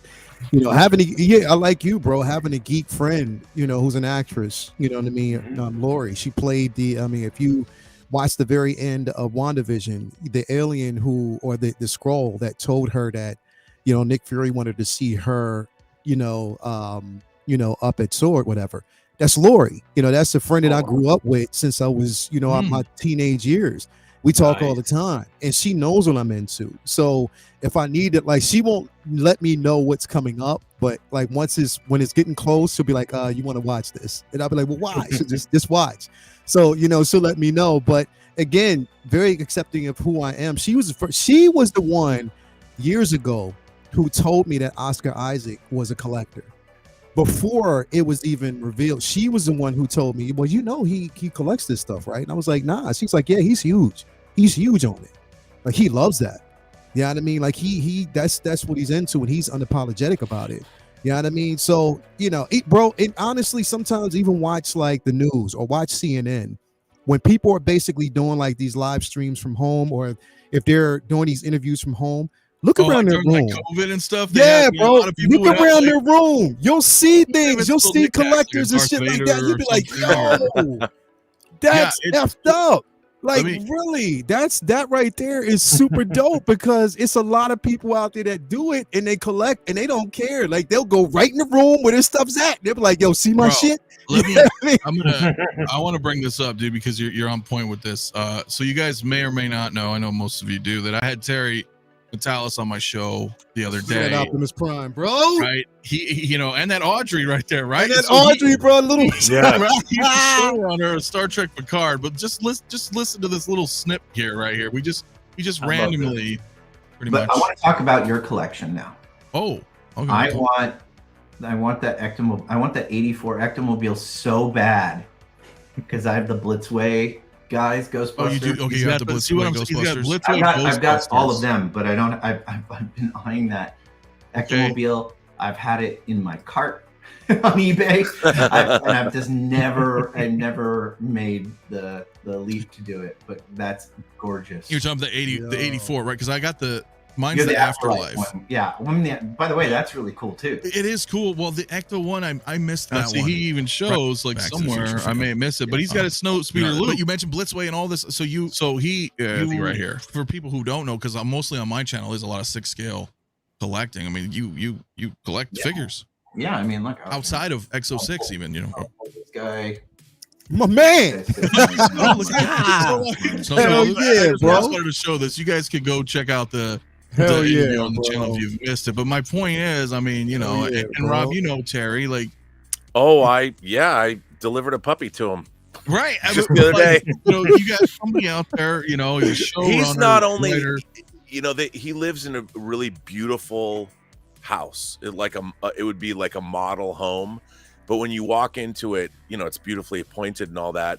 He's got like so you walk into the living room, there's some art books, some really nice expensive film art books, but then there's like the art of Back to the Future, and he's got the Marty McFly and Doc Brown from Back to the Future 3 hot toys just on the shelf, like in his, because he's got his man cave downstairs, which is amazing, and then his office where the Audrey is and stuff.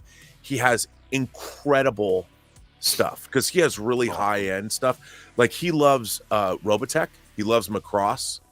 Oh wow. And so he's got original animation cells, a ton of original animation cells from Macross. Oh wow. He has, I mean, in terms of the stuff that he has good taste. Like, he doesn't have a bunch of stuff, but he's got some really great pieces. And you know what he owns, right? Do you know what Terry Metalis has? No. Besides the DeLoreans? Well, the DeLoreans, yeah. He's got an actual 1-to-1, a real time machine from Back to the Future. Oh shit! Wow. Yeah. I wonder, did he get it made by like Video Bob? I don't know, but when the DeLorean shows up at like the Academy Awards, it's his DeLorean. That's awesome. Shit. Yeah, like fully time machine DeLorean. Like, do they rent it from him or something like that? Yeah, that's what's up, bro. Yeah, I mean, Terry is a huge fan.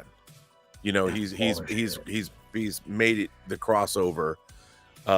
He's done what I can't do. I'm too much of a fanboy. I'm not enough of a professional. But that's he the is. level of collecting I want to get to, because I mean my grail of grails, like the grail that would take me out of the game, would be a kit, but it would have to be like pristine, like it have to be like straight up. Do you know I have a friend who has one?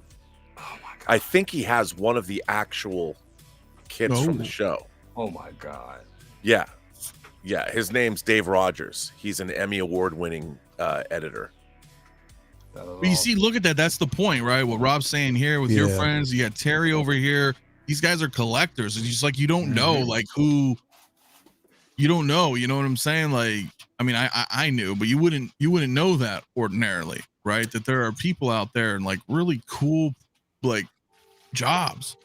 Or really kind of famous people, and they're collectors. The people that are working in the industry, the people that are all, I mean, I'm starting to get on the older end of it, but they got into the industry because of Star Wars.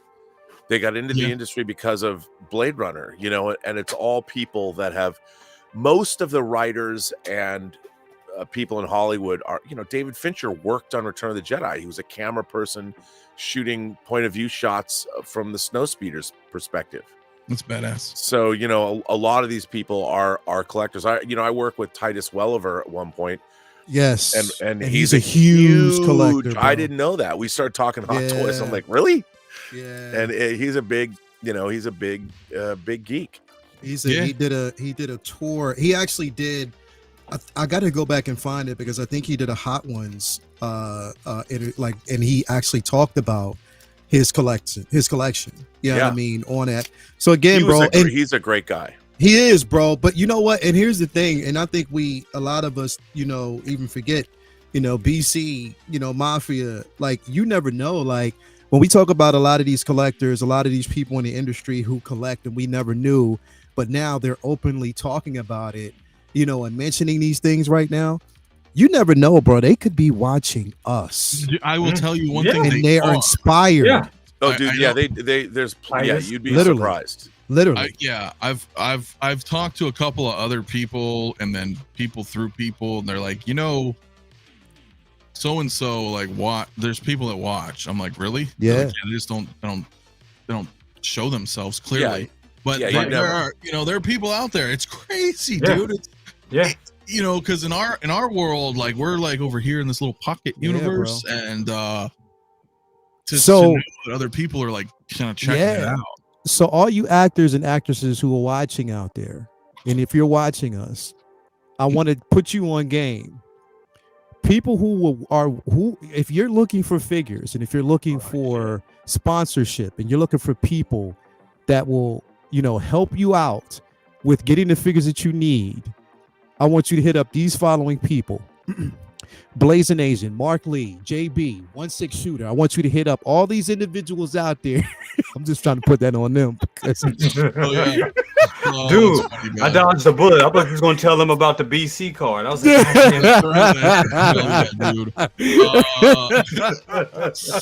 Mark Lee, my man. The hitters are all here. Great panel, Rob. I watched your observation regarding the decline of the film industry. It was very insightful. How does this tie into collecting and IPs deep six and for 10? Thank you, my man. Well, thank you. I appreciate that. You know, and I gotta tell you, I have been shocked at people who've watched my show or our show, like Lel, when we've done Midnight Musings, which by the way, will come back, but we can't do it on Saturdays now because RM is busy on Saturday nights. Got you. So we got to do it like Friday nights. Yeah, so I can't flake. I've been so flaky with work. We'll put it back on a normal schedule, bro. Look, bro. Pimps. Sometimes you've given up on your pimpish behavior for way too long. You got to go back to it sometime. I wish it were that. Yeah. I wish it were that. You're calling, bro. You gave it up too much, and he was like, "Yo, wow, come back. We need you." That's so funny. Yeah, but it's the funny thing about YouTube is I've been having a personal like YouTube crisis in the sense that I'm approaching tonight I'm going to do my 915th episode of Raw Observations. Damn. And I'm like, I'm running out of things to say. I've told all my stories. You know, I catch myself repeating myself and telling stories again. I'm like, I know you've heard this before. And because in my own mind, I'm saying it to myself. I'm like, am I going to really tell this story again? But I guess it's relevant. But it's a weird thing. You get to the point where, I mean, YouTube has become a necessary part of my life, you know, from a financial perspective and those kinds of things too. And it has been a respite for when you're trying to get, it's so frustrating to try and get something made these days. Oh yeah. But it's awesome. And I love doing it. I love connecting with people. It's sometimes the only people I see for a week are the people I talk to are on like, YouTube. Dude, I'm like 100%. You guys. Yeah, you guys like 100, dude. But real quick, man, let me say thank you to Star Control, my man, dude, for becoming a channel member, dude. Thank you so much, man. I appreciate it, you guys. All the support, man. Couldn't really do it without you guys. So definitely appreciate it, guys. Definitely do. Be sure to come join the Discord too, man, if you haven't, man. It's super fun in there. It is super, super fun. I'll drop a link right now in the chat, but no, you're right. Like, I'm the same way. I don't, there's not a lot of people I really hang out with a lot these days. A lot of people have, either moved on or their schedules are, it's different. And then, with what we do, yeah, sometimes I don't really see anybody. I see you guys, like, that's it. Well, yeah, I mean, that is the case, and it's you just got to keep it going. Wow, how very profound. I know, right? I know, right? He's like, yeah, you just gotta. Oh, that's awesome, man. Look, I've had this up for like freaking a half hour, dude. I want to bring this up real quick, if I can, just because now, full disclosure, shameless plug, this is my photo, but I know Jay, you have it. I think Lel, you do, but dude. What's up? Grand Inquisitor? First of all, I gotta say, I have it. Damn good photo. Photo looks amazing, and I love this figure. I really love this figure. And him with Reva, they great. They right back here somewhere. But I love this figure. I think they did an excellent job on it. When I pulled it out, and it's funny, when I pulled it out the box, I was like, damn, this is dope. It's okay. And then when I did the light up, I didn't really even realize that the light up feature on the chest lit up as well. I was like, that's what I'm saying, bro. So I did two photos, but like, look at that. Man, this figure is freaking sweet, dude. Not only is the figure sweet, it's I feel like this is kind of game changing. Hold on, though. But doesn't he remind you of Death from Bill and Ted a little bit? That's what I always think of. I do think of the Reaper from Bill and Ted's Bogus Journey. Mixed with powder. Or powder, right? But you know what, bro? The point that I'm trying to make, with this particular figure is that obviously it's fucking cool, man. But the USB functionality is actually really well done, and okay. So I got the figure in, and it gave me this weird feeling, man. It evoked this sense of Grand Powder Tokinator. Oh yeah, it's so funny. It kind of invoked a little sense of excitement in me because I'm like, oh wait a minute, okay, so this is kind of where we're headed now, and it's cool how it's just got a little mini box with a couple of 2-pin wires, so you can connect the saber into that, and then you can connect the chest into that. So I'm excited moving forward was my point, right? And so that's why I wanted to bring this up real quick, because I just thought, like, how freaking cool, like, they were talking about it, but we haven't really seen much yet, with the USB. So I was like, dude, this is fucking cool, man. Now I'm thinking maybe they'll start doing Iron Mans again, but I don't want to go with like 4.0 Iron Mans. But my point is, like, this tech is getting better and better, and I can't wait to see what happens in 2024. I mean, obviously we're going to get our 2023 figures, but the 2024 announcements should be following this pattern, moving forward, right? And just how they did that, and it got the little clip that can hook onto the back of the belt, and it's pretty well hidden. Jay, I know you had it. Leo, I don't know if you picked up the Grand Inquisitor yet. Oh yeah, it's right here. It's funny that you talk about it because it's right here in this damn box. Oh, well, there you go. Yeah, it's right here in the box. I'm working on this shelf, so I'm moving all the figures that are involved in everything that I'm doing here to make space for this boy. And then I just got the notification about Reva, who will be here next week. So yeah, that's what I'm waiting for. So what I'm going to do as a stand-in for right now, I'm going to use the Rogue One Vader and then these two. So yeah, no, that works. That works as a stand-in for sure. Yeah.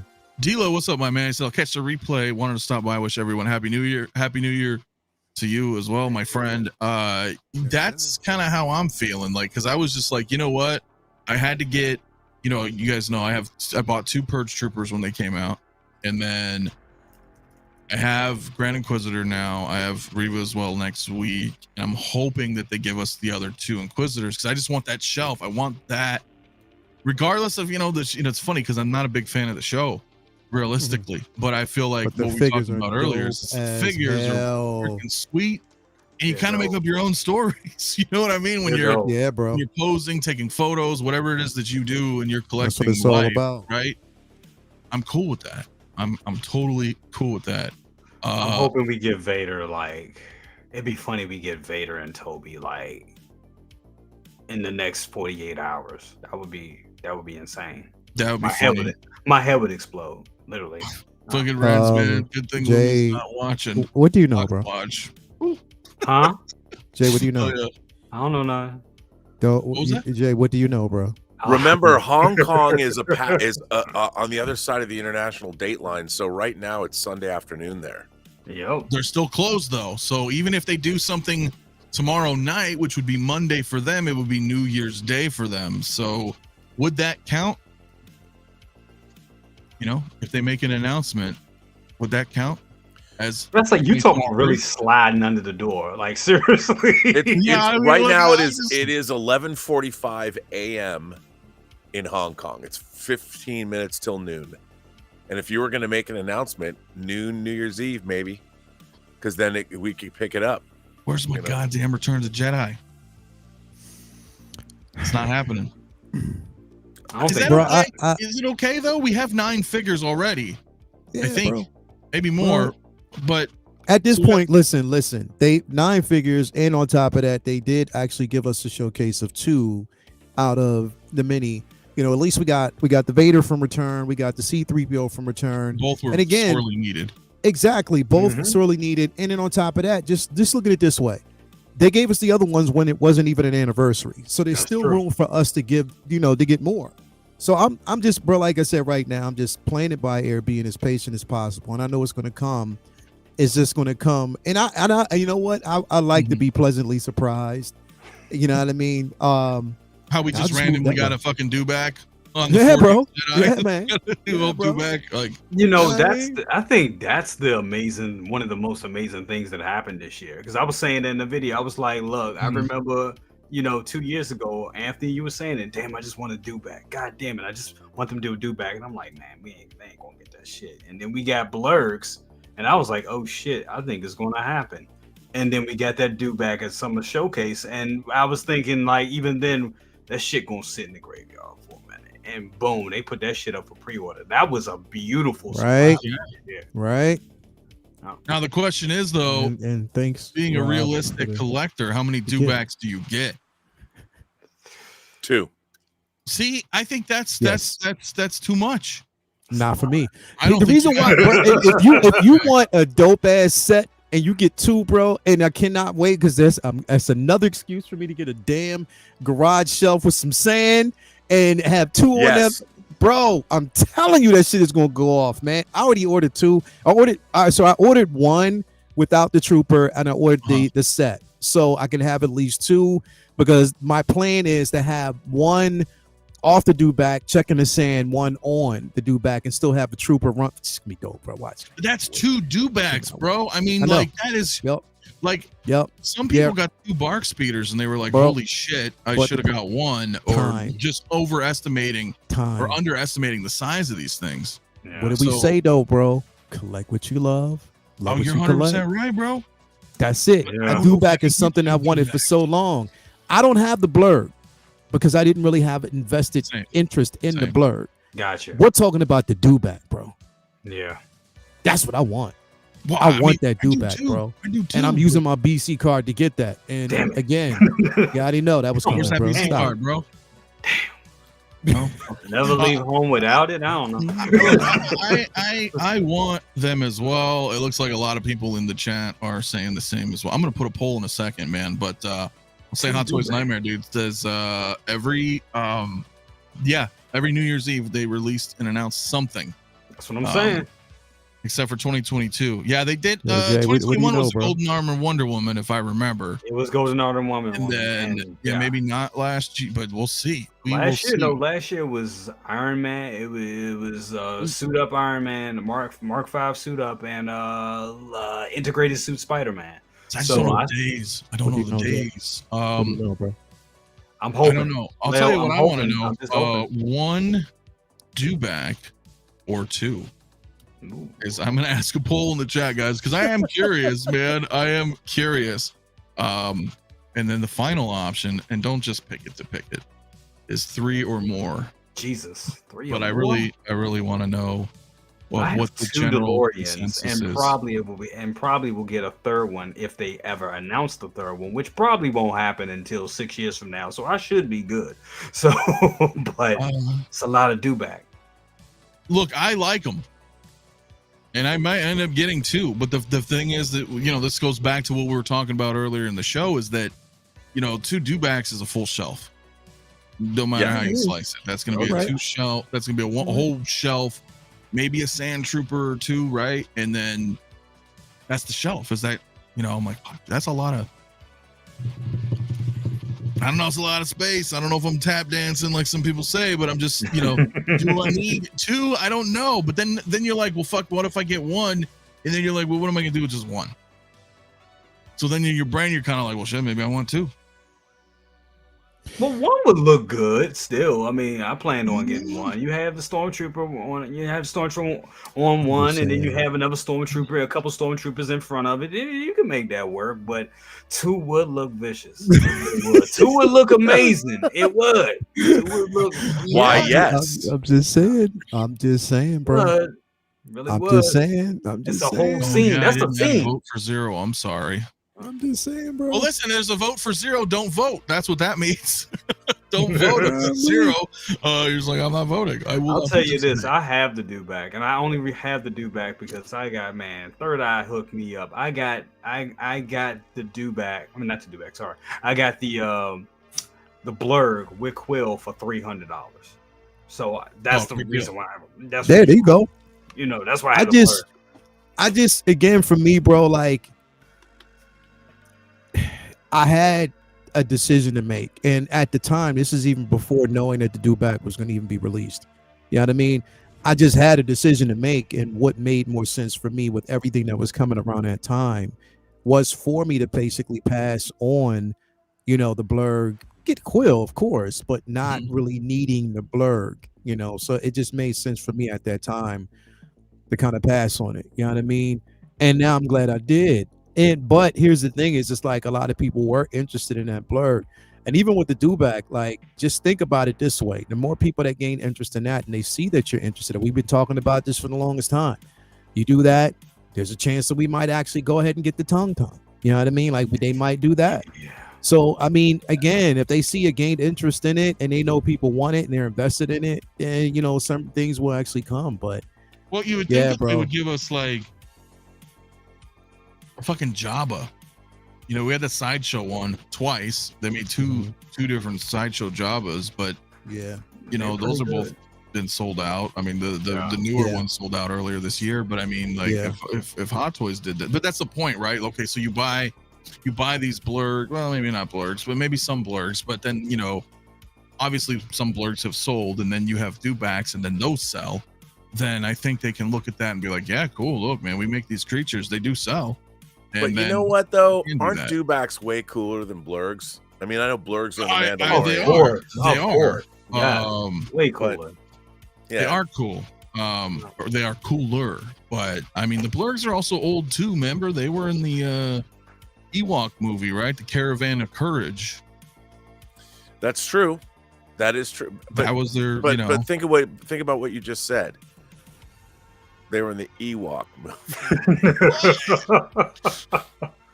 Yeah, but what Caravan of Courage. I'm just saying, man, right? Wasn't that the name of the movie? There was the Battle of Endor. There was the Battle of Endor. That was the Caravan of Courage was the first one, right? And Battle of Endor was the second one. So I don't remember, man. Doesn't I matter. haven't watched those in so long, dude. Like, wouldn't it be great if we did, like, in the next couple hours, they just say, boom, 40th anniversary, Jabba. well, I think that would be freaking fantastic. I mean, you give us a Salacious Crumb with this C-3PO. There you go. Oh, What better way to do it? You know, they do stuff like that all the time. They're like, here's some accessories with this figure that's gonna go with this one, and you know, but yeah, nothing's cooler than a Rancor. I agree. I agree. A 6-scale Rancor. Jesus. Yeah, I mean, Sideshow made that one piece, but I mean, can you imagine if Hot Toys did one and I don't know, had articulated jaw and like holes of That sounds like a project for Yost. Dude, no, really, I'm saying like if Hot Toys did that shit, bro, I'd get a Rancor. I mean, just for photos and like fun. Oh, absolutely. Like that'd be freaking sweet, dude. I mean, that's why I kind of fell in love with Star Wars as a kid. Anyway, I didn't understand what was going on. I was a kid, but what I liked were the aliens and the droids and the creatures. That's what fascinated me as a kid. I was like, what is all this cool, fantastical shit I've never really seen? You know, now everybody takes it for granted because everything's CG and they just make shit up. But like, then that's what brought me in. You know, and then of course, you get a little bit older, you enjoy the films, and you start to enjoy the characters. Something about those practical effects too. Those practical effects, just man, it's just great filmmaking right there. Yeah. I know where this is going, so we're gonna bring it back. But yes, they were great times. They're the best of times. They were the worst of times. I don't know. Anyway, but you know what, guys? I think we can probably wrap, man. Unless anybody's got anything else to say, we're at that 2-hour mark, and there's not really any other points. I don't know. No. Are you gonna? You know what, Rob? Why don't you quote the Warriors again? That was always fun. Can you count, suckers? I say, the future is ours. If you can count, I can't. Fucking amazing. Now, oh my God! What we have before us. There we go. 9 delegates from 100 gangs. There's over 100 more. 20,000 hardcore members. 40,000 counting affiliates. And 20,000 more who are unorganized but ready to fight. 60,000 soldiers. Now, there ain't but 20,000 police in the whole town. Can you dig it? Can you dig it? Can you dig it? Thank you. That's Love all I needed. Dude, tonight. That is all I needed, man. That's what's up. Oh, I love it. Thank you. Thank you it. so much. Love it. I too would love some Head of the 6-scale Gramercy Warriors. Rift, the largest gang in the city. By the way, that disc, the Warriors is one of my favorite movies of all time. Same. I'll flat out say it. I love it. My favorite movies of all time. I've got the great 1/12th Warriors tin that has 4 figures in it, 12 scale. But you know, it finally came out in 4K from Arrow in a beautiful 2-disc set. It is amazing. It's amazing. One of my discs of the year. Dude, Nice. I need to pick it up. I'm sure people. I remember when I first saw it, I think I was like 13 or something, and it was on pretty late at night. And I was just sitting at home, and I was flipping channels, and I caught it like kind of right at the beginning there, you know. And I'm like, what is this movie? And I got like so enthralled, and I'm like, this is the coolest fucking movie ever. I was like, what was this? And I was It like, still classic. It still is one of the coolest. And what's funny is, so a guy named 𝗕𝗘𝗖𝗢𝗠𝗘 wrote the score for the movie, and the movie opens and it has this incredible title sequence where all these different gangs are introduced. I think now people would laugh. I mean, if you don't know what the Warriors is and you're trying, but it almost feels like you're watching a dystopian Mad Max science fiction Sorta, movie yeah. at this point. Yeah. They're on Yeah, the run at night. absolutely. It's empty out everywhere. Like, Yeah, and the way it's intercut, how you meet all the gangs, and then they're all talking about you're meeting each individual warrior has their moment, and they're like, "What do you know about Cyrus?" And you meet Cochise, and you meet Rembrandt, and you meet bro. It's so good. Listen. Deborah Van Valkenburg. I fell in love with her doing it because of that fucking movie, bro. Oh yeah, she was like every man's like that one girl who loved just that roughneck. That she was just that one girl in that film that was incredible. And then also before we got Escape from New York, we had the Warriors. Oh yeah, and it's funny that you say they make a great double feature. Yeah, bro, they would make a great double feature if you basically watch the Warriors and then you watch Escape from New York.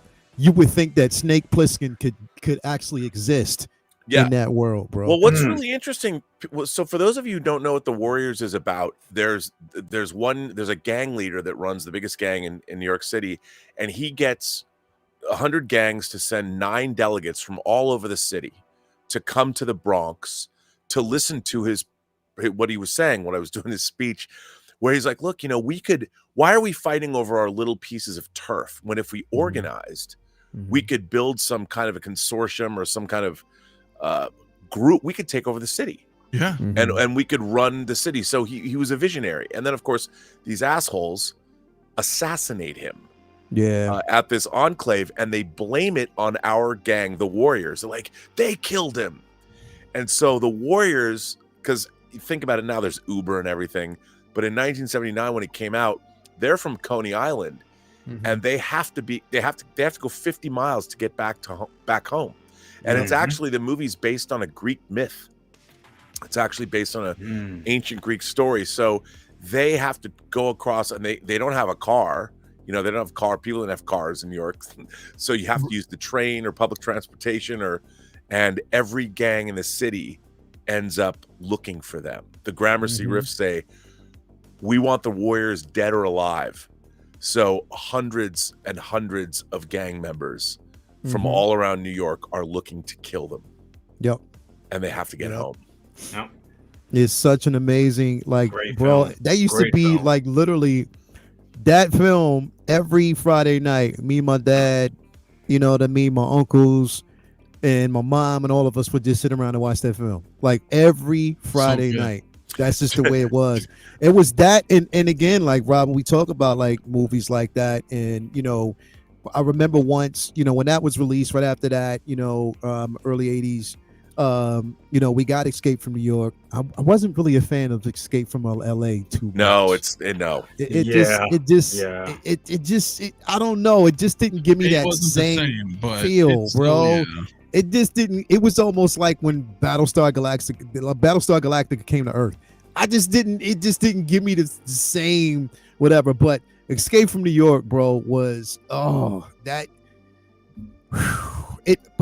this film, bro, like literally Warriors. Oh, it's so good. Come out and play, bro. Love it. Well, And then what's you got so the great lady is on all the the radio, like all the characters are great. No, it was the Warriors. It was them. And then somebody says in the chat, somebody said, I want all the Warriors, the second in command of the Gramercy Riffs, this guy wearing like this cloak and these glasses. Yeah. He's like, I want all the Warriors. Send the word.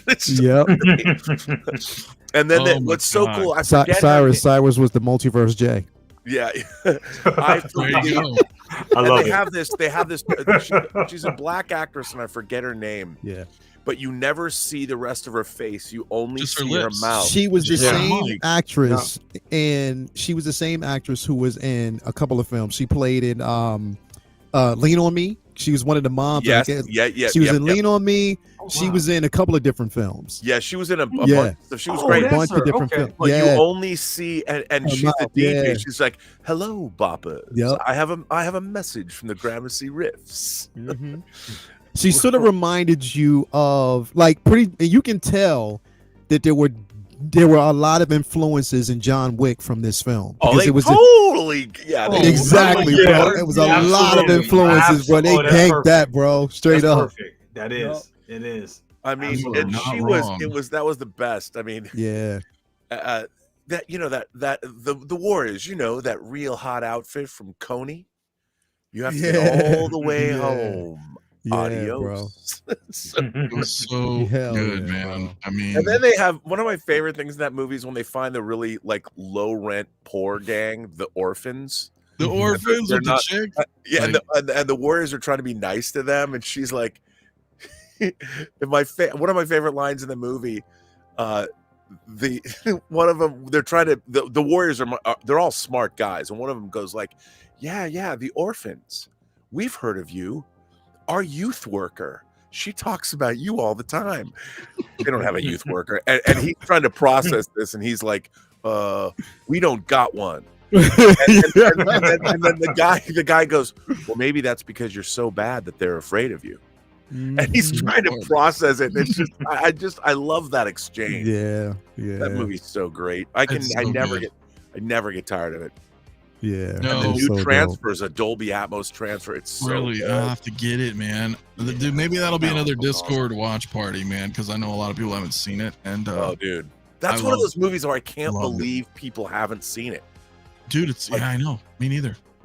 But it's because it came out in 1979. No one. And I'll tell you what, I hope to God, and this might be an unpopular opinion, but I don't want to redo. Please, Hollywood, do not touch this film. Well, do you know that Yeah, Tony Scott was he was working on remaking it when he took his own No. life.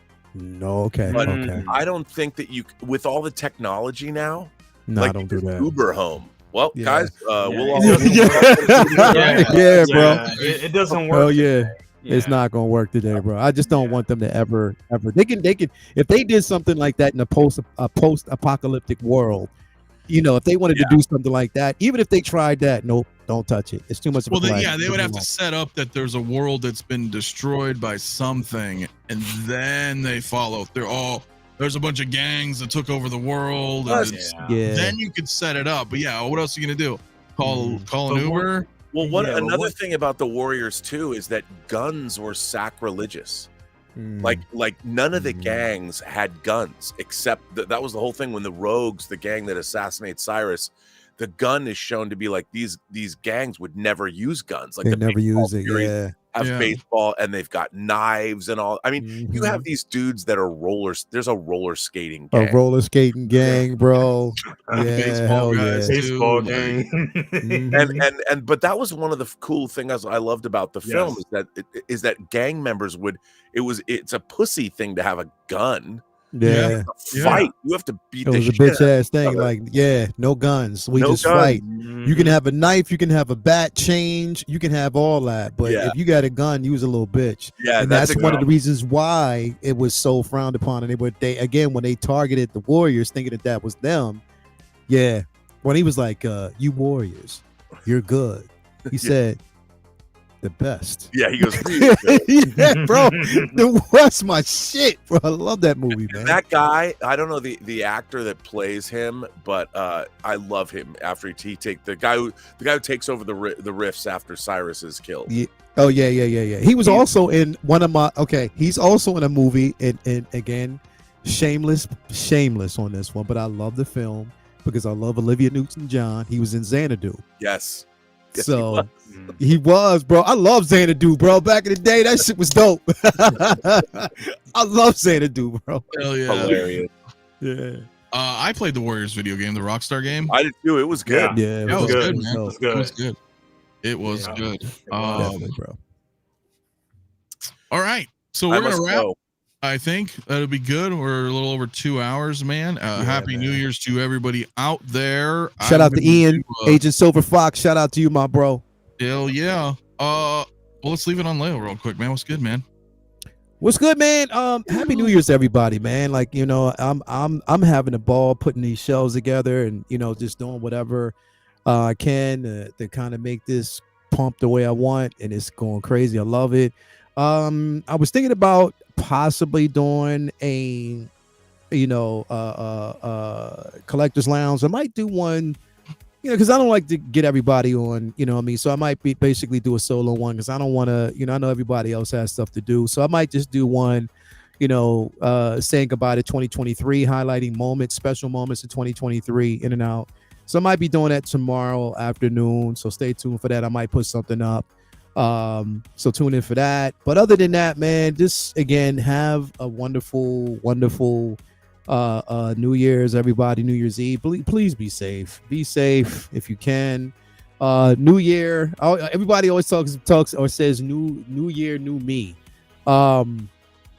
New year, new me, but just new year with a level of positivity if possibly you can. I know people don't like to be all positive and shit all the time, but just try to be a little bit. But again, man, like just be safe, collect respectively and with a lot of maturity and don't spend too much money, but just have fun while you're doing it. Look at your collection. Do it. You know what? I implore everybody, do this for me. Like tomorrow night, before the clock strikes 12, look at your collection and just think about the memories of collecting and stuff like that. My camera's going a little wild right now, but yeah, just think about that and have some fun. But yeah, we'll just be doing this Say What Wednesday and Figure Flex Friday. Figure Flex Friday next week, we announce the winner of the Figure Flex. So make sure you get those flexes in. I think with the cutoff for us, the flexes this week, the cutoff is Thursday. So no submitting flexes on Friday. The cutoff is Thursday. So submit all your flexes by Friday. Because remember, we're picking one winner from last week, like from yesterday. But there's still 2 golden ticket spots available. And I already gave away my golden ticket, but I might be doing something else special. So you got to stay tuned. So again, there's 2 golden ticket spots available. Luminar and Late Bloomer has their tickets available. And there's still 1 winner to be selected from last week. So there's 3 slots still available. And then we announce the winner on Thursday. So just keep that in mind. So I just want to put that out there. But anyway, stay blessed, collect with integrity and respect, and just have some fun. And remember that BC card. Again, he's going to tell you to read the blueprint. I mean, the blue, the fine print, but it's still good, especially for the holidays. Let's do it. Let's go. Hell yeah. You're not wrong. Collect with integrity, people, and keep staring at Lael for a minute. I don't know why, man. I don't know. Jay, what's up, man? Don't let that BC card get you in trouble. Don't do it. You're not wrong, Yolanda, either. Don't do it. But hey, thank you for having me tonight. What I gotta say, it has been another great year. Just being a part of this community, going into my 5th year. On YouTube, 3rd year streaming, I believe. Yeah, so it's been great. It has been great. We're going to start the year off the way we did when we first started the channel, and that's doing a collection tour. So that will be coming out day 1, January 1st. So that's going to be amazing. You heard it here first. That's going to be amazing. I want all of you to be safe and go into the new year with a great attitude, and you use the laws of attraction. If you say you're going to do something, say it and do it. You know what I'm saying? You mean like send you the bank robber Joker? That needs to happen. That would be great if we can get that done this year. But you know what? Better yet, Rob. What I would like, what I want this year? I would like to have Robert Meyer Burnett on with Mama Cousins. I want you 2 on the show. I don't know. Oh, I would love to do that. I think that would be an amazing show. So we can get that this year. You can hold on to the Joker for another year. Oh, I'd love to do that. That would be cool. That. Let's do it. Let's make it happen. Hell yeah. For sure. She loves you too. She loves you too, Rob. So that would be a great honor. Yeah, that would be amazing. Definitely. But guys, what I missed, I stepped away. What are we doing? I had to step away for a second. So what's going to happen though is you're going to get scolded by Mama Cousins for not sending the bank robber Joker. Well, I'm gonna have to bust out. I'm gonna have to bust Shame out on the you, charm. Rob. I'll have to bust out the charm. Is what I'm gonna have to do. Hey, Mama Cousins, man, how are you? That would be freaking awesome. Rob. That would be Amazing. awesome. But yes, Jay, always, man, always. Absolutely. And I'm just bouncing around. Fuck it, yeah, we'll full screen you, man. Come on there, man. Waterboy, Rob, my man. Well, I'm gonna do a show tonight. I'm gonna do a show on this fall of the comic book movie culture article that dropped in Variety today. I'm gonna talk about that. There is our last Let's Get Physical Media tomorrow of the year. Obviously, it's New Year's Eve. I'll be back on the John Campea show on New Year's Day. We're gonna do a quick stream. And then next month we're gonna launch the audio drama that I've been working on with Max Allen Collins, who wrote Road to Perdition, that stars Todd Stashwick, Captain Liam Shaw from Star Trek Picard season 3.